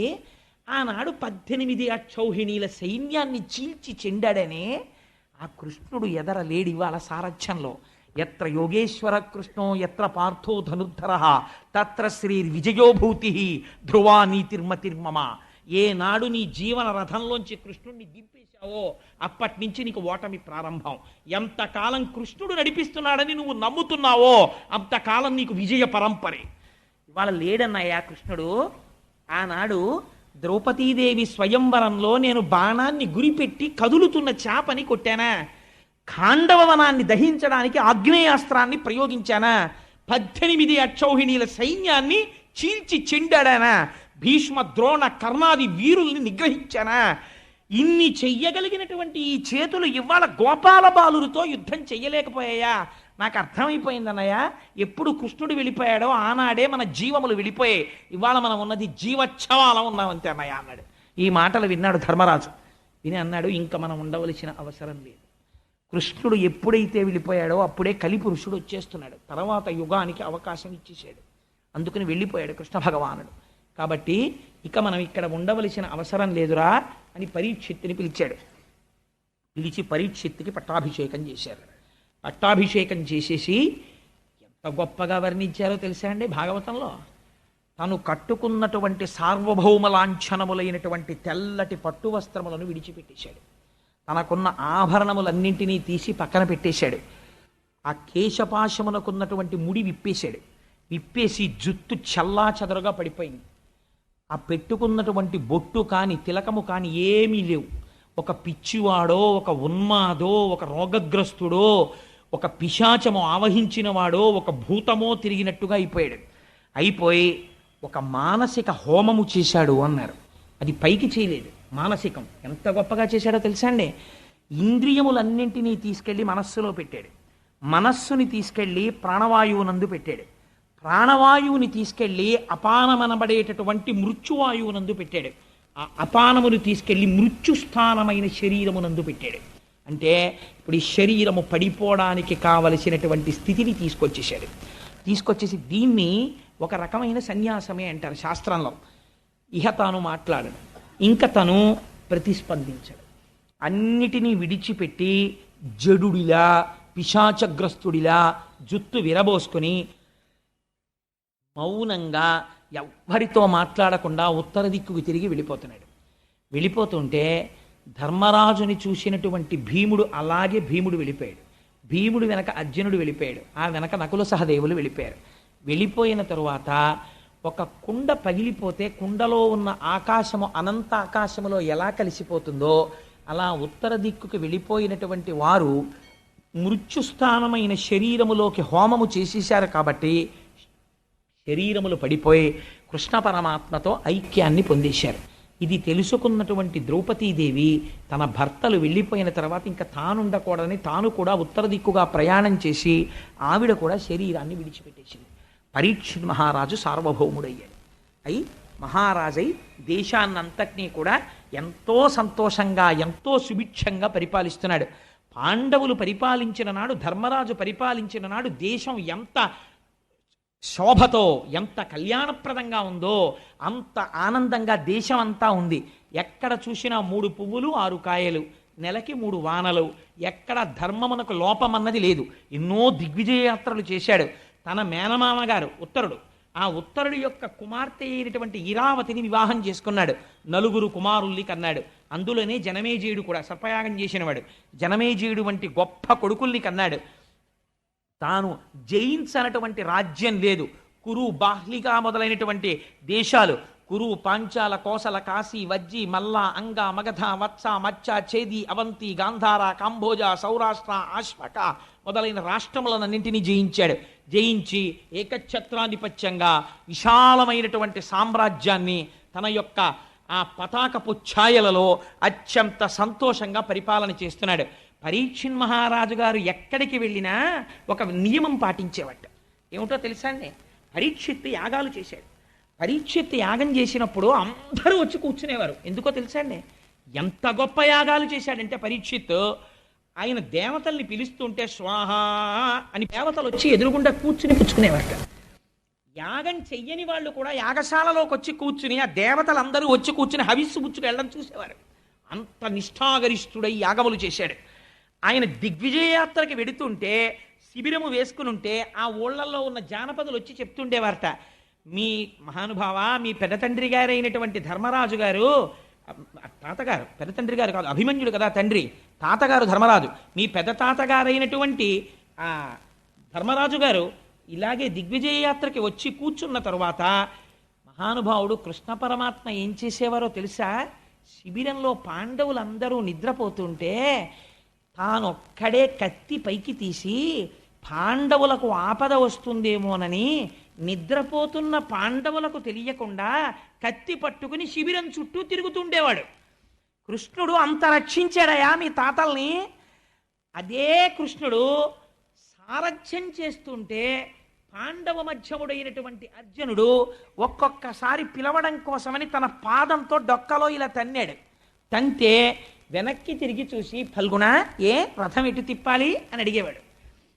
అర్జునుణ్ణి పిలిచి బావా అని హాస్యం ఆడేవాడు. కాళహస్తీశ్వర శతకంలో ధూర్జటి పొంగిపోతాడు. నే నిరూపముగా తలంతు మదిలో నిరూపమోకాలో. ఎంత ఆదరించాడండి నిజంగా పాండవుల్ని. మహాశివరాత్రి నాడు అర్జునుడు గబగబా పరిగెడుతున్నాడు పాలచం పట్టుకుని. బావా ఎక్కడికి పరిగెడుతున్నావు అన్నాడు. శివాలయానికి బావా, ఇవాళ శివరాత్రి అభిషేకం చేయాలన్నాడు. శివుడు శివాలయంలోనే ఉన్నాడు అనుకుంటున్నావా? ఇదిగో ఇక్కడ లేడా అని పంచ పైకి తీశాడు. మోచిప్పలో శివలింగం కనపడింది. అంత శివకేశవ అభేదం. కృష్ణ భగవానుడి మోచిప్పకి శివలింగాన్ని చూసి అర్జునుడు అభిషేకం చేశాడు. నీ రూపు మోకాలు అంటాడు ధుర్జటి. అంతటి మహాత్ముడు కంటిని రెప్ప ఎలా కాపాడుతుందో అలా కాపాడాడయా. పరీక్షిత్, నీకు ఆశ్చర్యకరమైన విషయం చెప్పనా? ఒక్కొక్కసారి కృష్ణుడు కన్నుల నీరు పెట్టుకుని, బావా మీలాంటి వాళ్ళు, మీలాంటి భక్తులు, మీలాంటి బంధువులు నాకు ఎక్కడ దొరుకుతారో అని గభాలను వంగి మీ వాళ్ళ కాళ్ళు పట్టుకునేవాడయ్యా. అంత ప్రేమ చూపించాడు. కృష్ణ పరమాత్మతోడి జీవితముగా గడిపేశారు మీ తాతలు. అంత గొప్పవాళ్ళు.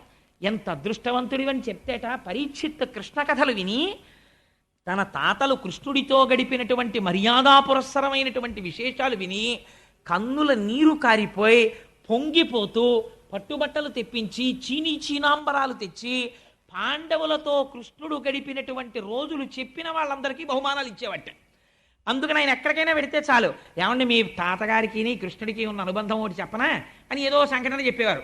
పొగ్గిపోయి శభాష్ భలే చెప్పారా, మా తాతలు అలా తిరిగారా కృష్ణుడితో అని తీసుకొచ్చి బట్టలు పెట్టేవట్టే. ఆ కృష్ణుడి యొక్క పాదముల యందు నిరంతరము రమించిపోతుండేవాడు. అంతటి మహాత్ముడైనటువంటి పరీక్షిత్ పరిపాలిస్తుండగా లోకమంతా ప్రశాంతంగా అత్యంత ఆనందముతో ఉన్నది. నేను ఇవాళ ఇక్కడ ఎందుకు ముగిస్తున్నానంటే, ఉపన్యాసాన్ని ఎప్పుడూ కూడా ఒక మంగళముతో ప్రారంభించి మంగళంతో పూర్తి చేయడం మంచిది. ఇంకా నేను ఇది దాటాను అనుకోండి, వెంటనే అద్భుతమైన విషయాలు వచ్చేస్తాయి. అవి ఆపడం కష్టం. అసలు కలియుగం ఏమిటో, కలియుగంలో ఎందుకు మనసు లాగుతుందో, కలిపురుషుడి యొక్క ప్రభావం ఎలా ఉంటుందో, పరీక్షిత్ స్థానాలు ఎక్కడిచ్చాడో ఆ రహస్యాలు బయటకు వస్తాయి. అందుకని ఇవాళ ఈ మంగళం పరీక్షిత్తు పరమ సంతోషంగా పాలిస్తున్నాడు. అంత నామం వింటేనే పొంగిపోయినటువంటి కృష్ణ కథలో మనం కృష్ణుడి గురించి స్తోత్రం చేయకుండా వెళ్ళిపోతే మనం దోషభూయిష్ఠులం అయిపోండి. అందుకని అందరం చక్కగా స్వామి నామం చెప్పి బయలుదేరదాం. మీరందరూ ఎంత విశాలమైన హృదయం ఉన్నవాళ్ళు. ధూర్తుడు వీడు చెప్తే మేము వినడం ఏమిటని ఉండదు. పోన్లేరా చెప్పాడు విందామని వింటారు. మీ వంటి సంస్కారులకు నేను శిరస్సు వంచి నమస్కరించాలి. ఇక్కడే ఉన్నాడండి ప్రతిష్ఠ జరిగినటువంటి గురువాయూరప్ప కృష్ణ భగవానుడు. విని పొంగిపోవాలి, నా బిడ్డలు ఎంత స్తోత్రం చేస్తున్నారో అని. వసుదేవసుతం దేవం కంసచాణూరమర్దనం దేవకీ పరమానందం కృష్ణం వందే జగద్గురుం అతసీ పుష్పసంకాశం హారనూపురశోభితం రత్నకంకణకేయూరం కృష్ణం వందే జగద్గురుం మందారగంధ సంయుక్తం చారుహాసం చతుర్భుజం బర్హి పింఛావచూడాంగం కృష్ణం వందే జగద్గురుం ఉత్పుల్లపద్మపత్రాక్షం నీలజీమూతసన్నిభం యాదవానాం శిరోరత్నం కృష్ణం వందే జగద్గురుం రుక్మిణీకేళీ సంయుక్తం పీతాంబరశిశోభితం అవాప్త తులసీగంధం కృష్ణం వందే జగద్గురుం గోపికానాం కుచద్వంద్వం కుంకుమాంకితవక్షసం శ్రీనికేతం మహేశ్వాసం కృష్ణం వందే జగద్గురుం శ్రీవత్సాకం మహోరస్కం వనమాలా విరాజితం శంఖచక్రధరం దేవం కృష్ణం వందే జగద్గురుం